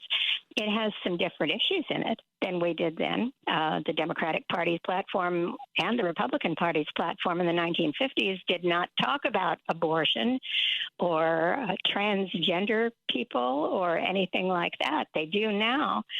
But the Republican Party is the one that has made market change over time to go further and further to the right. It is so delightful to talk to you, Marjorie. Thank you so much for spending a good part of your day with us here today. You are most welcome. You all keep breathing, okay? Yes, as you see, I've reached that point in politics where sometimes it's like my mouth just freezes because bad words want to come out, and I know I can't do that, so I kind of just go, Ugh! Thank you. Thank you for tolerating me and all my bad behavior. Marjorie Hershey, political science professor, Indiana University. We're going to take a break for news and be back with more after this. Remember when you get to work to hop over to WCPT820.com or the TuneIn Radio app and stream The Stephanie Miller Show. Weekdays 8 to 11 a.m. on Chicago's Progressive Talk, where facts matter. WCPT 820, Chicago's Progressive Talk, where facts matter. Joan Esposito, live, local, and progressive. Quite frankly, I get most of my news from you. Joan Esposito. Y'all ready for this? On WCPT 820. What a perfect day to talk with someone who studies the rhetoric of the presidency. Because tonight, we're going to be subjected to the rhetoric of the presidency. Great time to talk to Dr. John Murphy from the University of Illinois Department of Communications. John, how are you today? I'm good. I've never quite heard a presidential speech being framed as, subjected to. That's pretty much it. Well, you're someone who studies the way presidents speak, particularly when they give important talks. I saw one, there's an article that is in Washington Monthly magazine, and they're talking about, these are the things that you should watch for tonight. These are the things that are the viewer's guide to Trump's speech tonight. Like, for example, they gave this. If he says China got a hold of voter files, understand that they are publicly available to anyone. And it's just like, okay, if you hear this, remember that it means this. Or if you hear this, this happened. That seems to me like a brilliant way to give people some background, some context to listen to the speech tonight. First of all, are you going to listen to the speech tonight? I am likely to, yeah. This one kind of interests me. On some of his others, I don't pay much attention, but this is going to be a strange one. So, yes, I think I will probably tune into this one. And that's what people have struggled with Donald Trump since he burst onto the political scene 10 years ago. How do you correct the lies in real time? What do you do? Do you do things ahead of time to try to prepare people? But we know, not everybody's going to read the Washington Monthly. Do you run a cryon at the bottom of the screen that tries to update what the lies are as we go? It's an extraordinarily difficult problem, and he managed to push himself into an opening in the political system that we still haven't figured out a good way to deal with. But we have the technology to do what you just described. And we know any news organization that is thinking of covering this, and some, I wouldn't be surprised if some of them didn't, that they know he is going to say things that are at best misleading or perhaps outright lies. And we have the technology to, like you say, you watch CNN, there's a constant crawl at the bottom. In addition to whatever, interview you're saying, oh my goodness, this just happened in Texas and this just happened in Paris. We could do that. We could say, when he gives a statistic or quotes something, there could be a crawl that says, actually it's 5, not 5,000 or something like that. But nobody seems to use that technology, and I don't understand why. Is it something about people feel that that's rude, or that a presidential speech should only be analyzed after the fact? What do you think? I think initially it was the latter. People really thought that the presidency has a certain level of dignity, and you can't just run this crawl that says the president is wrong, even when he is speaking. Now I think it's more a matter of the news organizations themselves being concerned about accuracy, being concerned about being sued if they happen to throw up an inaccurate statistic in the middle of his speech, and knowing that their corporate owners are unlikely to defend them if they are sued. And so I think there have been a series of considerations about that. And part of it's simply time. I mean, as he rolls along, can they keep up with the torrent of lies that come out? What can they do with that? And so I think it's a variety of factors that's been involved there.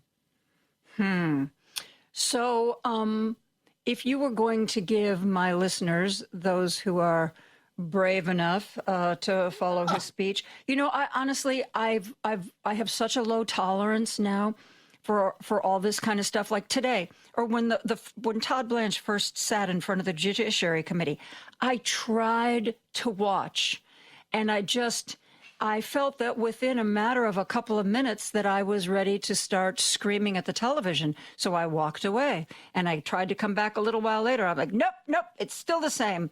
I don't have an ability. I'm planning to hopefully have a nice glass of wine, maybe go out to dinner, something. And because you know what, there are a million people on social media. Aaron Rupar, who watches speeches like this, clips them up. And I tell you this, my listeners, you should know that I am not going to put in the effort tonight. I'm telling you right now, if that's a problem for you, I can't figure out what to say to you, but I would rather wait till the day after, look at the headlines. What was the big takeaway from the speech? What if I want to air clips, I go to social media and they're ready for me. It seems a lot less painful way to do this. And so I understand when you say you're not sure. I don't blame you. Yeah. I think that part of what's interesting about this speech is this is a rare presidential speech, even for Donald Trump, that no one wants him to give. It's pretty clear the Republicans do not want him to give this speech.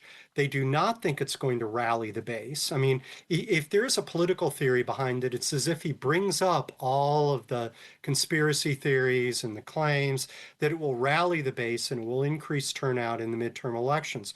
But even that does not seem to be true. If anything, it might well discourage people from turning out if they think the election is a mess or it doesn't count or it might be fixed or some other kind of thing. And so I think it's a speech that not even his supporters want him to give, because it just shows his misplaced sense of priorities. We're continuing to fight a war in Iran, which he refuses to acknowledge. He's not acknowledging the economic problems that are out there. Gas around here is back up to $4 a gallon. Mortgage rates are up to 6.5%. There are those kinds of problems that are out there that he simply refuses to acknowledge. And I think Republicans know that every time he goes on national television and refuses to talk about issues that people care about and instead indulges in his own whims, it hurts the Republican Party. He's just not a serious person. The real concern about the speech is what I'm going to be looking for are lines that set up some kind of rationale for interfering with the midterm elections. Yeah. That is, if he argues that foreign actors have infiltrated voting machines or something along those, which is, for your viewers, your listeners to understand, impossible. Most voting machines are not connected to the internet. Nearly none of them are. And so it's impossible, but nonetheless, if he starts to make those kinds of assertions that we cannot trust it, that states do too many different things, that we need to nationalize, I'm looking for words like nationalize. I'm looking for words like oversee. I'm looking for those kinds of words that suggest that the federal government should play a role in the midterm elections when the Constitution clearly specifies that states should run elections. And that's my major concern tonight. I want to talk to you more about that, because that is the concern of a lot of people, that he's going to be laying some kind of groundwork for some sort of action during the midterms. I'm talking to Dr. John Murphy from the University of Illinois, Department of Communications. We're going to be back with more after this. This is WCPT 820, where facts matter. Hi, it's Joan Esposito, and I want to tell you about 120 Life. 120 Life is a drink made with ingredients that help support healthy blood pressure. My mom struggled with high blood pressure for much of her adult life, and for many of us, high blood pressure runs in the family. 120 Life is a great tasting fruit and vegetable drink designed to improve your blood pressure. Put it to the test for a couple of weeks, check your blood pressure, see if it works for you. Some people have reported results in as little as 2 weeks. And I've been enjoying 120 Life because I love a fruit drink that isn't overly sweet. To try it, go online to 120life.com. That's 120life.com. If your high blood pressure doesn't come down in 2 weeks, you can get a full refund. And you can get a 20% discount. Use the code JOAN, J-O-A-N, for 20% off your order. These statements have not been approved by the Food and Drug Administration. This product is not intended to diagnose, treat, cure, or prevent any disease. Now back to Joan Esposito, live, local, and progressive on WCPT 820. I'm speaking with Professor John Murphy from the Communications Department at the University of Illinois. We are talking about what to expect, or maybe what to be afraid of in Donald Trump's speech tonight. And that seems to be what you touched on right before we went to the break, John. Seems to be the consensus that somehow he is going to use tonight's speech to further lay the groundwork for some kind of, I don't know, people are very worried that he will somehow say that the midterm election, it was illegitimate. You know, he's already tried to say that the last election in Georgia was illegitimate. I mean, he sent the FBI to go take voting materials. And I mean, there's one governor, I can't remember which state, where the state actually passed a law saying that it was now going to be against the law to remove any kind of voting materials out of the Secretary of State's office in an effort to try to stop this kind of nonsense from happening again. That seems to be the fear. What do you think he will try to tell us if he is trying to lay the groundwork for pulling the plug, either not having midterms or letting them take place, and saying that, like any state where, he didn't, his candidates didn't win, that there was something illegitimate about that? I think we should look for two things. One is that most policy speeches in the beginning, and I suspect he'll do this, will try to show us the harm. That is, they'll try to show us the problem that he's going to solve. And in that section of the speech, I'm looking for long lists of problems with vote tabulation, vote counting. I'm looking for assertions that are untrue. We know they're untrue. There have been more investigations into 2020 than in any election. And so what I'd be looking for, though, is for him to keep detailing problems with the ways votes are counted, because I think that is the lever he wants to use to say the federal government or the FBI, the FBI is a part of the federal government, or someone like that needs to take over the tabulation of the votes. Because it's been pretty clear in his public speech that he wants to talk about vote counts and vote tabulation. Certainly he does fraud, but if there's any kind of case he's making, it's that fraud occurs within the counting process. And so if he really hits that point, that seems to me he's trying to justify moving to somebody else than local and state officials counting the vote. The second thing are those words I was talking about before break. Nationalize, weaponize, all of those kinds of powerful verbs that suggest there is something terrible going on out there and that it requires an equally firm, big response. And finally, I said two, maybe three things. Finally, the one last thing is to draw in other issues that he likes to talk about. For instance, to tie this to undocumented immigrants and claim that they are voting constantly as well. So he takes all of the anger that at least some Americans feel toward the immigration issue and channel that toward voting. Yeah. I was just talking to political science professor Marjorie Hershey, who talked about, how primaries get a low turnout because most people do not steep themselves in politics. Most people don't pay attention to politics the way those of us who do this for a living do. And my fear is that he will say some things that audience is going to hear and believe. There's already been a lot of speculation that most of what he's going to say, it's not that it's not true. If he wants to talk about China interfering in the 2020 election, China has tried to influence virtually every election we've ever had. Yes, the CIA found that. Everybody knows that. That was released publicly. And it is also released the investigation that found that they really didn't affect the outcome. But maybe he'll leave that part out. My fear is the low information voter who listens to some of this is going to believe it's all true. What do we do about that?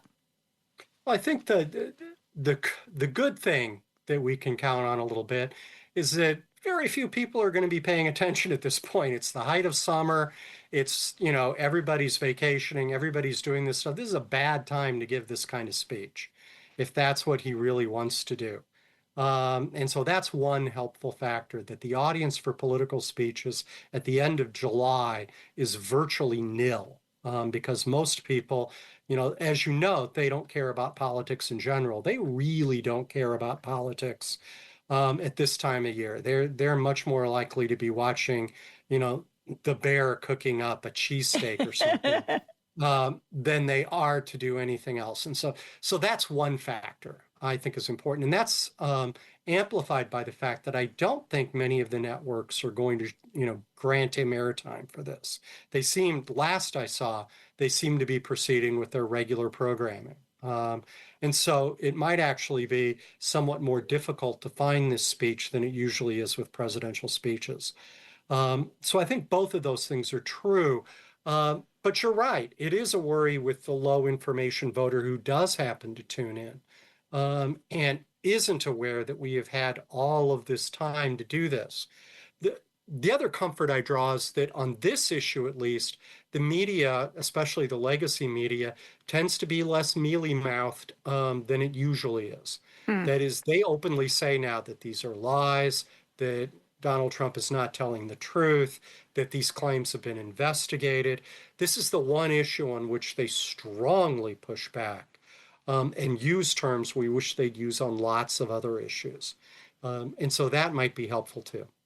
Will that be effective if it doesn't happen in real time and they wait till after his speech? Like on MS Now, they'll have a panel and they'll say, well, this wasn't true and this wasn't true. And there was one of his speeches on CNN where, what's his name? Dale, the guy who is their fact checker. It was like a day or two later before he did his report and was like, yeah, that speech a couple days ago? Well, here's what was right and here's what was wrong. I mean, my fear is that he's on vacation now. Yeah, my fear is that that it's going to be too little too late. I think, again, that is worrisome. I think this speech will likely resonate with some true believers. I'm not sure it will with anybody else because he's been telling this story for a really long time. And there's still, according to public opinion polls, not a lot of people really buy into it, except those who buy into anything he says. I am more concerned about the ways in which he sort of makes a claim about the future. I'm less worried about whatever nonsense he says about the past, more worried that there are going to be those key phrases and claims about flaws in our current voting tabulation that lead him to want to do something about the midterms. And so it's those claims to the future that deeply concern me. Do you think, if we're both right, and that's what this speech is really about, do you think he's just going to lay the groundwork, create some background? Or do you think he's going to say, look, this happened. We know this happened in 2020. Therefore, when the midterms come around, I want to do X, Y, and Z. How far will he take it tonight, do you guess? I don't think he'll take it that far because he probably doesn't know what X, Y, and Z are. Here's where we can count on the incompetence of the administration. I don't know if he has specific plans to do this. Maybe he does. But this would, again, be an extraordinarily odd time to do this. That if he was going to propose specific plans and wanted to build public support for that, you would give that speech right after Labor Day, when the campaign season sort of really gets into full gear, when more people are paying attention, when more stuff is going on about that. He's just not going to be able to reach a significant amount of people with a political speech in late July. That's very interesting. That's very interesting. So you think the ratings are going to be low? I think they're going to be terrible. Yeah, and partly because people don't want to pay attention to this. I mean, they got problems, and this guy's not here to solve these problems. If the president goes on the air, people want to hear him talk about the price of gas. They want to hear him talk about the difficulty of getting a mortgage and what we can do about that. They want to hear him talk about how grocery prices can be brought down. I mean, they want to talk about that kind of stuff. Most people could care less about his ego being hurt by losing in 2020 to Joe Biden. And, everybody knows the topic of this speech. And I think a lot of people, in fact, most people are going to go, if he's not talking about how he's going to, end this stupid war or increase the supply of oil, then I'm not going to tune into this analysis. I got better things to do in the summer. But you do remember that affordability is a hoax. It's a Democratic hoax. It's a terrible hoax. Again, calling people's real concerns a hoax isn't going to get him very far with a lot of people either. Yeah. So one of the other things, this article, by the way, that I'm referencing, folks, is by Matt Cooper, and it's in Washington Monthly. Here's another example. If he says, I really won Georgia, understand that Biden was declared the winner. The state's Republican governor and Secretary of State insisted that voting was above board. If he says Congress should pass the SAVE Act, understand that it would be likely unconstitutional. And frankly, Matt doesn't say this, but it's designed to keep women from voting. Yes. And here's another interesting thing. And this really, oh, shoot, we're almost out of time. Okay, let me say this quick. He has been told repeatedly that there are not the votes to pass the SAVE Act. John Thune's been telling him every which way, and he still won't let it go. That seems to me a bad decision on his part. You know, politically, it's dead. Let's move on. Oh, it's a terrible decision, particularly because there was actually a bipartisan housing bill passed that at least at the margins could help a little bit, and he refused to sign it. So Democrats can take full credit for this bill now.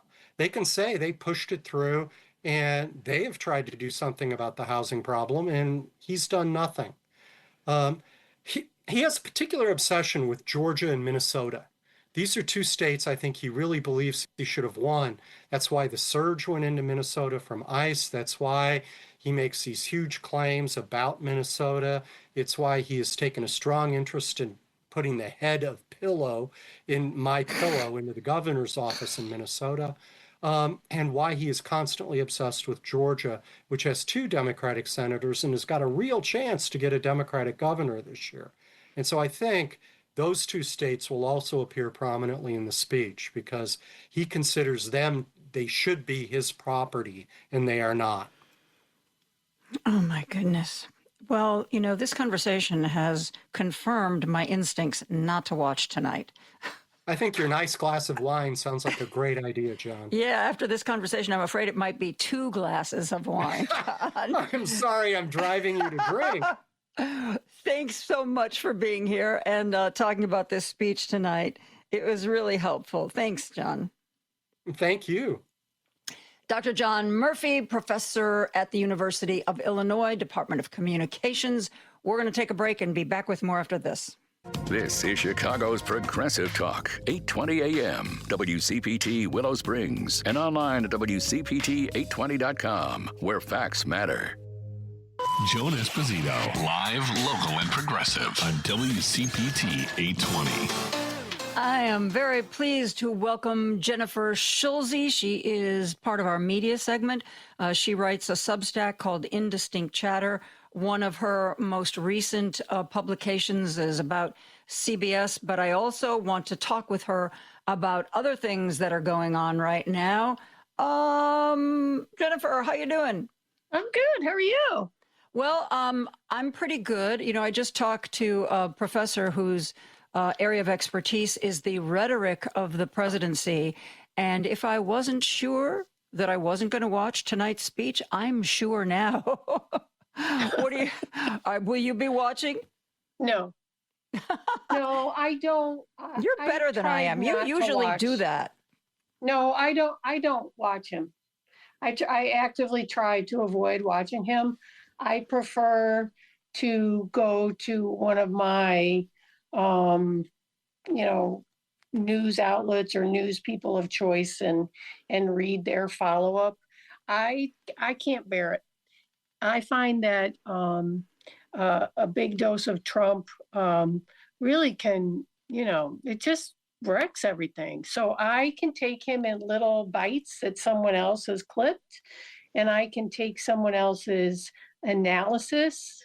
They suffered through it, so I don't have to, kind of thing. Mm-hmm. I prefer that. And I've been doing that actually since he was inaugurated in 2016. I'm not sure that I watch him live ever. One of the things I can avoid it. Yeah, that Dr. Murphy said was that this is a really bad time to make a speech. It's July, it's hot, a lot of people are on vacation, people aren't paying attention to politics. And yet Donald Trump seemingly tried to convey a sense of urgency, like, oh my God, I have new information. I have to share it with you. Everybody has to watch. What do you think about the timing of this? Well, I mean, there's no rhyme or reason to whatever that guy does. He has been promising, though, since before he was elected the second time, that been guaranteeing that there was a problem. There wasn't.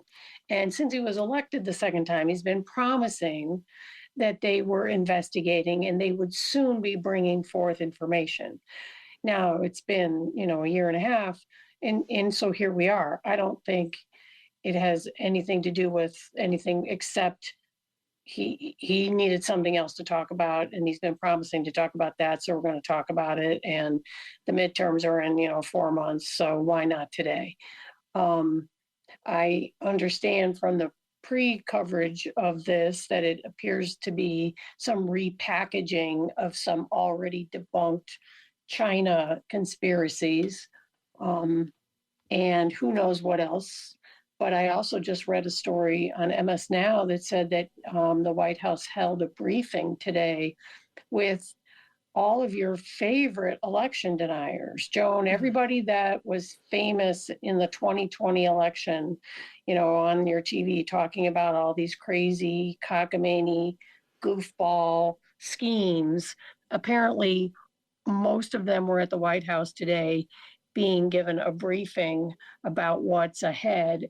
And from the few comments, they had to sign an NDA, apparently. Oh, my. But a few of the comments indicate, like one lady who, I can't remember her name, but she had one of those unique theories. I think it was about votes being stuffed in boxes and driven away or something. She said to the reporter, everything I said was true, and he's going to prove it tonight. Oh, my God. Whatever it is, it's going to be ugly. It's going to be, it's just, I can't imagine there isn't anything new. These are not serious people. He does not have serious people working for him in intelligence, the FBI, any of that. Anything that happens tonight is going to be political propaganda. And I hope that the coverage of it in every aspect, headlines, social posts, stories, live segments, all of it is wrapped tightly around fact-checking and reminding people of all of the investigations that have already happened and the results of those. And good God. I haven't seen, since I've been on the air, I haven't seen any announcements because there was some question of who was going to carry the speech and who was not. Have you seen anybody come out and say they will or they won't? What's up? I haven't seen anybody announce it. I have seen Brian Stelter, the CNN media correspondent, is doing a running thread of information he has gleaned. And so far, he's reporting that ABC and NBC will not be carrying it on their broadcast network, but they will be carrying it on their streaming channel, and they will be broadcasting it in its entirety, like maybe on their YouTube channel or something. Frankly, what I've read so far still seems a bit much to me. I'm not sure, given the environment that we live in right now, that not putting it on broadcast TV is enough. Okay, so you're going to run the whole thing on YouTube, which is where so many people get their news and information. How is that, a public service? I mean, I guess they're trying to split the baby. I hate to use that analogy, but, maybe half the country won't be mad at us if we don't interrupt their favorite show, even though it might be a rerun. But the president won't be mad at us if we stream him unedited on YouTube. So far, that's the extent of it. Earlier in the day, Stelter reported that CBS was contemplating something similar to that, but that they were also standing by so that Tony DeCopel could do a special report after the speech. I'm sorry, but bleh. Well, I'm kind of surprised. I would think that Barry Weiss would want to carry the speech live and then afterwards put together a panel to talk about how great it was and how informative. Well, so I think that she probably will be doing that on their streaming channel. And so far I haven't seen anybody say they're not broadcasting it on their broadcast network. But it does seem like the trend might be away from that. Of course, Fox will be carrying it live. I do not know yet what CNN is planning, nor MS Now. I've noticed in the past that MS Now has a nice strategy where they will dip in and out of out of Trump when they'll say, "Oh, he's not telling the truth. We're out of here."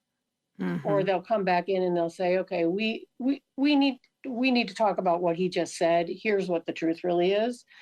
And that has been some of the better coverage of him, I think. CNN has had a tendency just to let him rip. So I'm hoping that they don't do that tonight, but I don't think we know yet what their plan is. Well, I remember that one speech, and it's been a while now, where there was no real-time correction of his lies, and they didn't have Steve Dale on for a couple of days to come sit on the set and say, "Oh, by the way, that speech a couple of days ago? Well, here's all the things that were untrue." I don't think that's useful at all. Why do you think, I was just saying this earlier, we have the technology to do a live crawl. Why does nobody take advantage of that?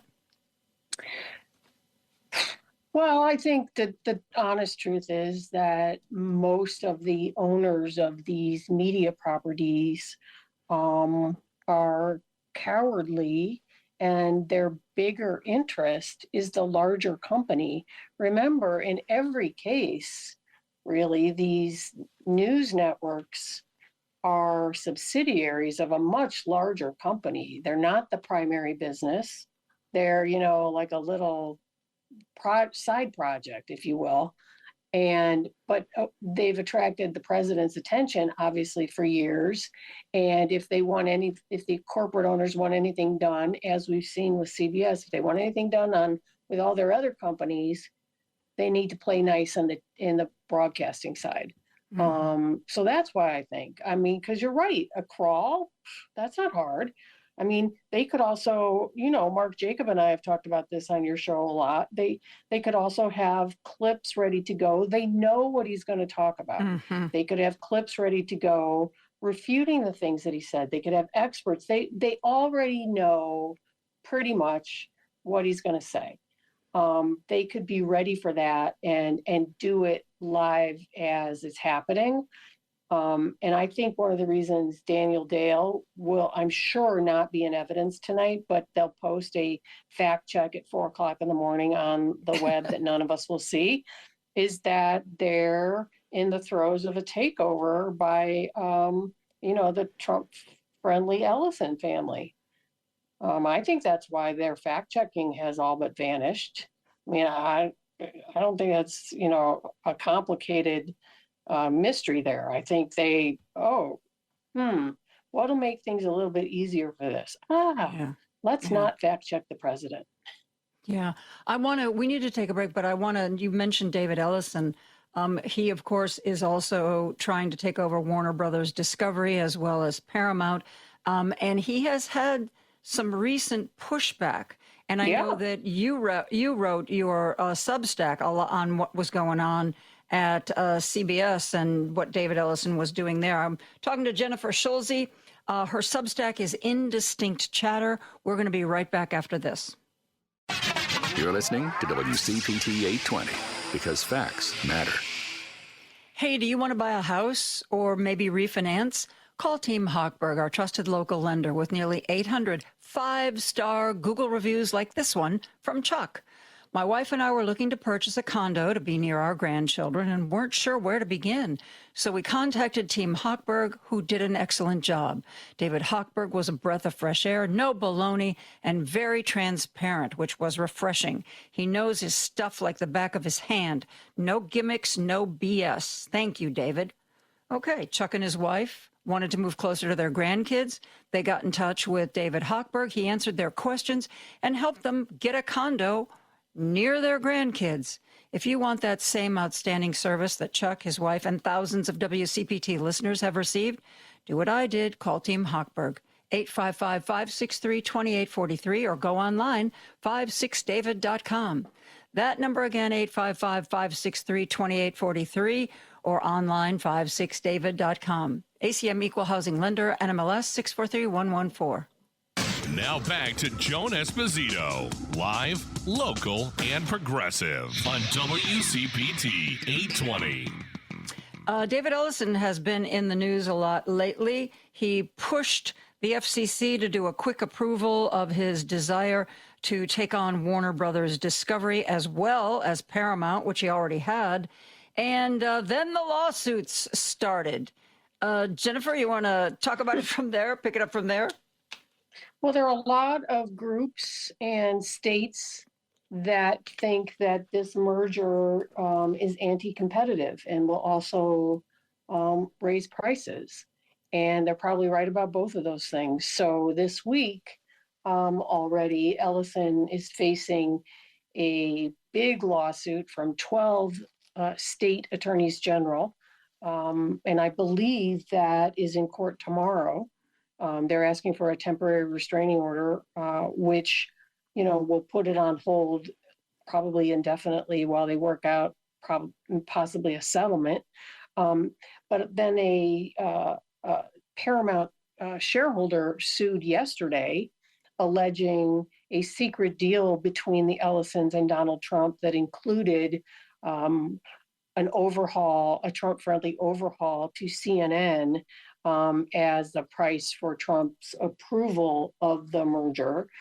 So there's that, and that lawsuit is supported by two freedom of the press organizations.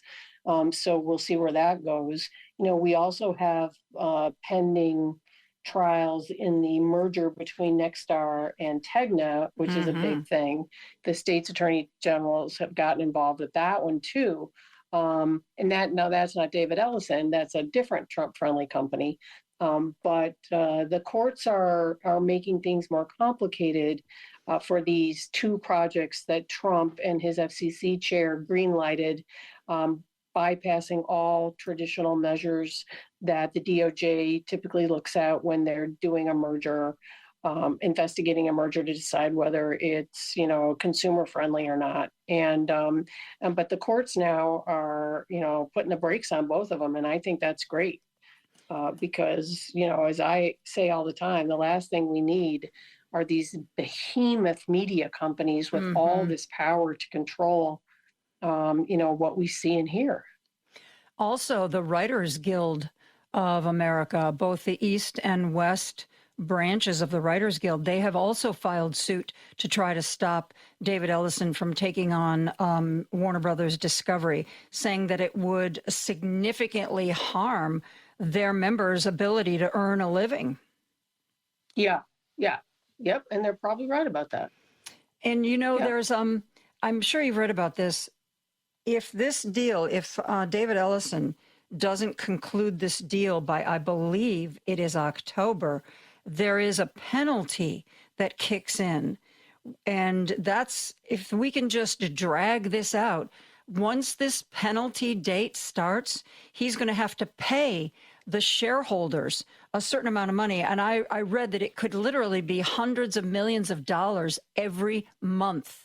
So, maybe we can slow it down to make it too painful to continue. Well, I think the penalty kicks in sooner than that, and it's a lot of money.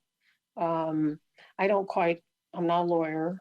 I don't understand how these things work, but I believe they set in this contract, they set these penalty phases that if the deal wasn't done by July, then the Ellisons had big payments they had to make to Warner Brothers Discovery.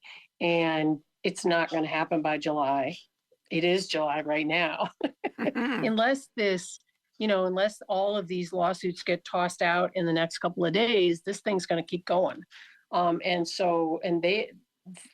These are big financial penalties, and they've already, of course, as you know, gone to Saudi Arabia to borrow money to do this deal. So the money part of it's going to be significant. The pain will be real, even for these huge money guys. Go ahead. No, I just was going to say, good. I'm glad. Yeah. In your most recent Substack post, Indistinct Chatter, you focus a light on some of the newest things that Barry Weiss is doing to change CBS. Talk about that. Well, as you know, Joan, I'm a big fan of journalism, news reporting, investigative reporting, getting out there and figuring out what's going on at city council, in the local community, at the Iran war, whatever it is, facts and reporting the news. And Barry Weiss has gotten rid of upwards of 200 journalists since she took over, not just the high profile ones that we all know about, like Scott Pelley and the other investigative journalists. I would say some of the best investigative journalists in the country were fired by Barry Weiss. And it's not a one-for-one replacement, but she has hired upwards of 30 pundits. And for your audience, I'm sure they're very savvy and they know a pundit is not a journalist. A pundit can be a lot of things. I think sometimes I'm a pundit now. I'm not a news reporter. I share my opinion about things. But that's not the same as covering and digging up news. And I've already seen it showing up on their air. Last week, Tony DeCopel, the news anchor, did a 1 minute, 58-second piece raising questions about why Democrats stuck with Graham Plattner so long. That's an interesting topic, and a news reporter should have done that if that's a story they thought was worth addressing. Instead, he opined on it. He gave his opinions about what he thought was going on and what wasn't. A CBS newscast has between 17 and 22 minutes in it. They spent 2 minutes letting us listen to Tony's opinion. I think Americans don't really want that. We want information and facts about what's going on in this crazy world we live in. And I'm seeing her trending towards making CBS more of an opinion-oriented organization, which is exactly what her Substack is. The Free Press, for those of people who haven't looked at it ever, and I don't recommend that you do, is opinion, and it's right-wing opinion, and it's on the CBS News website, which I think is horrible. And I just think it's CBS's best asset is its journalism, its accountability and investigative journalism, and she's not building that up. She's not hiring more of those kind of people. One of the only investigative journalists that she's hired, and I use that term loosely when describing this person, is somebody who has not been in the business very long, and his entire career has been working for the Daily Mirror. And if anybody knows, that is a UK trashy tabloid. And I counted, and he's done something, like 170 stories on Hunter Biden's laptop. And that's who Barry Weiss has hired as a journalist. But again, mostly she's hiring people to share their right-wing opinions on CBS newscasts. And I think that's a big mistake. And well, the audience is continuing to flee. I think they will flee more. I think it's really interesting that when Tony DeCopel gave that opinion piece, there was no separation of church and state. First of all, you're absolutely right. It should have either been done as a straight news story by a reporter, or bring on Andy Rooney. This is our new Andy Rooney, who's going to wax eloquently about whatever the news story of the day. I think it's very confusing, and I think this is why people have no longer have the same faith in the media, because the lines, and Fox, I think, started this, the lines between commentary, opinion, entertainment, and hard news have blurred. And in some cases, it seems like they're almost completely gone. Yeah, and I think it's a huge mistake. And I agree with you. I think that it is confusing to the audience at best. And journalism needs to do more to regain trust of people by explaining what they're doing and how they're doing it.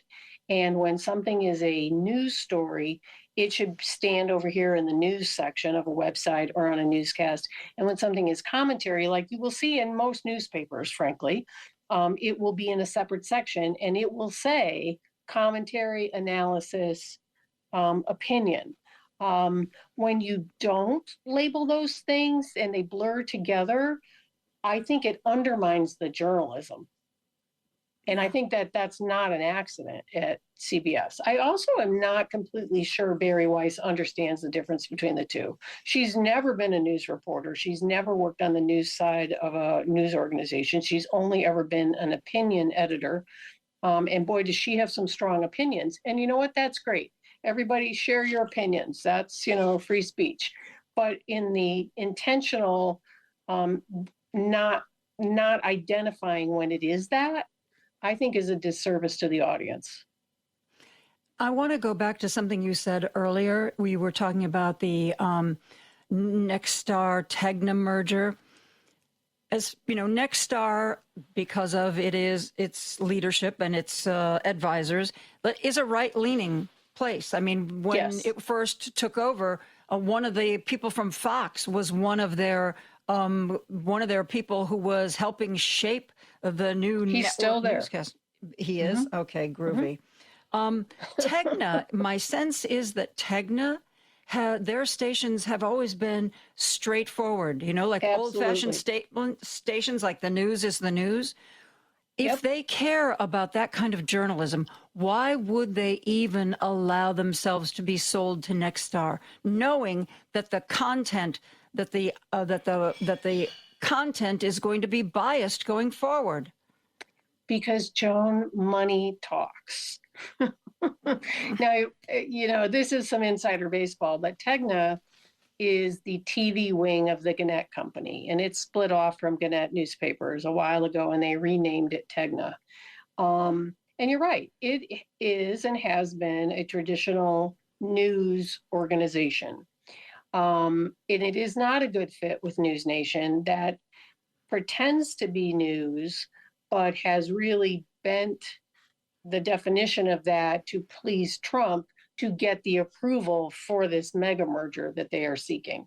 And I would say things are only going to get worse. The FCC chair this week has announced that he is going to lift all ownership caps. Right now, we have a congressional law passed a couple decades ago, limited the number of local television stations a company could own. Nexstar was granted a waiver for this Tegna merger, but now the FCC chair says he's getting rid of it altogether because something balance, which I think will mean ultimately we're going to have two companies in the United States. If this goes through, we're going to have two companies that own every single local TV station in America. And it's either going to be Nexstar or Sinclair. And you know how I feel about Sinclair. Sinclair is right-wing trash. And Nexstar, I think, could be interested in journalism, but it will never be that as long as Donald Trump is the president and they want Trump to give them things. Okay. Well, woohoo. All good news. Boy, we got Trump's speech tonight. We've got a media landscape that is going to hell in a handbasket. Gosh, let's have some fun, okay? Tomorrow's Friday, and God only knows what we'll be talking about then. But it's important, though. I mean, let's face it. I think the news is going to get worse and worse and worse up until the midterms. And I think that's going to be a real crisis point. So I shouldn't complain. I'm sure it will get worse before it gets better. And that's not on you. I just want you to know I love having you on. I will not hold you responsible for it. Well, I do always help to be I hate being a Debbie Downer every time I come on your show. Well, you're not as bad as Professor Joel Ostro, who I refer to as Dr. Doom. So you got a ways to go. Jennifer, thank you so much for being here. Guys, that's going to do it for me. I will be back tomorrow at 2. And remember, it's Friday. And what do we do every Friday? We spend the first half of the show talking to you, talking to the callers, reading your texts. It should be a fun time to talk about that speech. Patty Vasquez is, of course, coming up next. One of the people she's going to talk to is film reviewer Mike Crowley. And tomorrow, Richard Chu has Illinois State Rep Will Guzzardi. We will see you tomorrow at 2 o'clock. Have a great evening, my friends, and good night.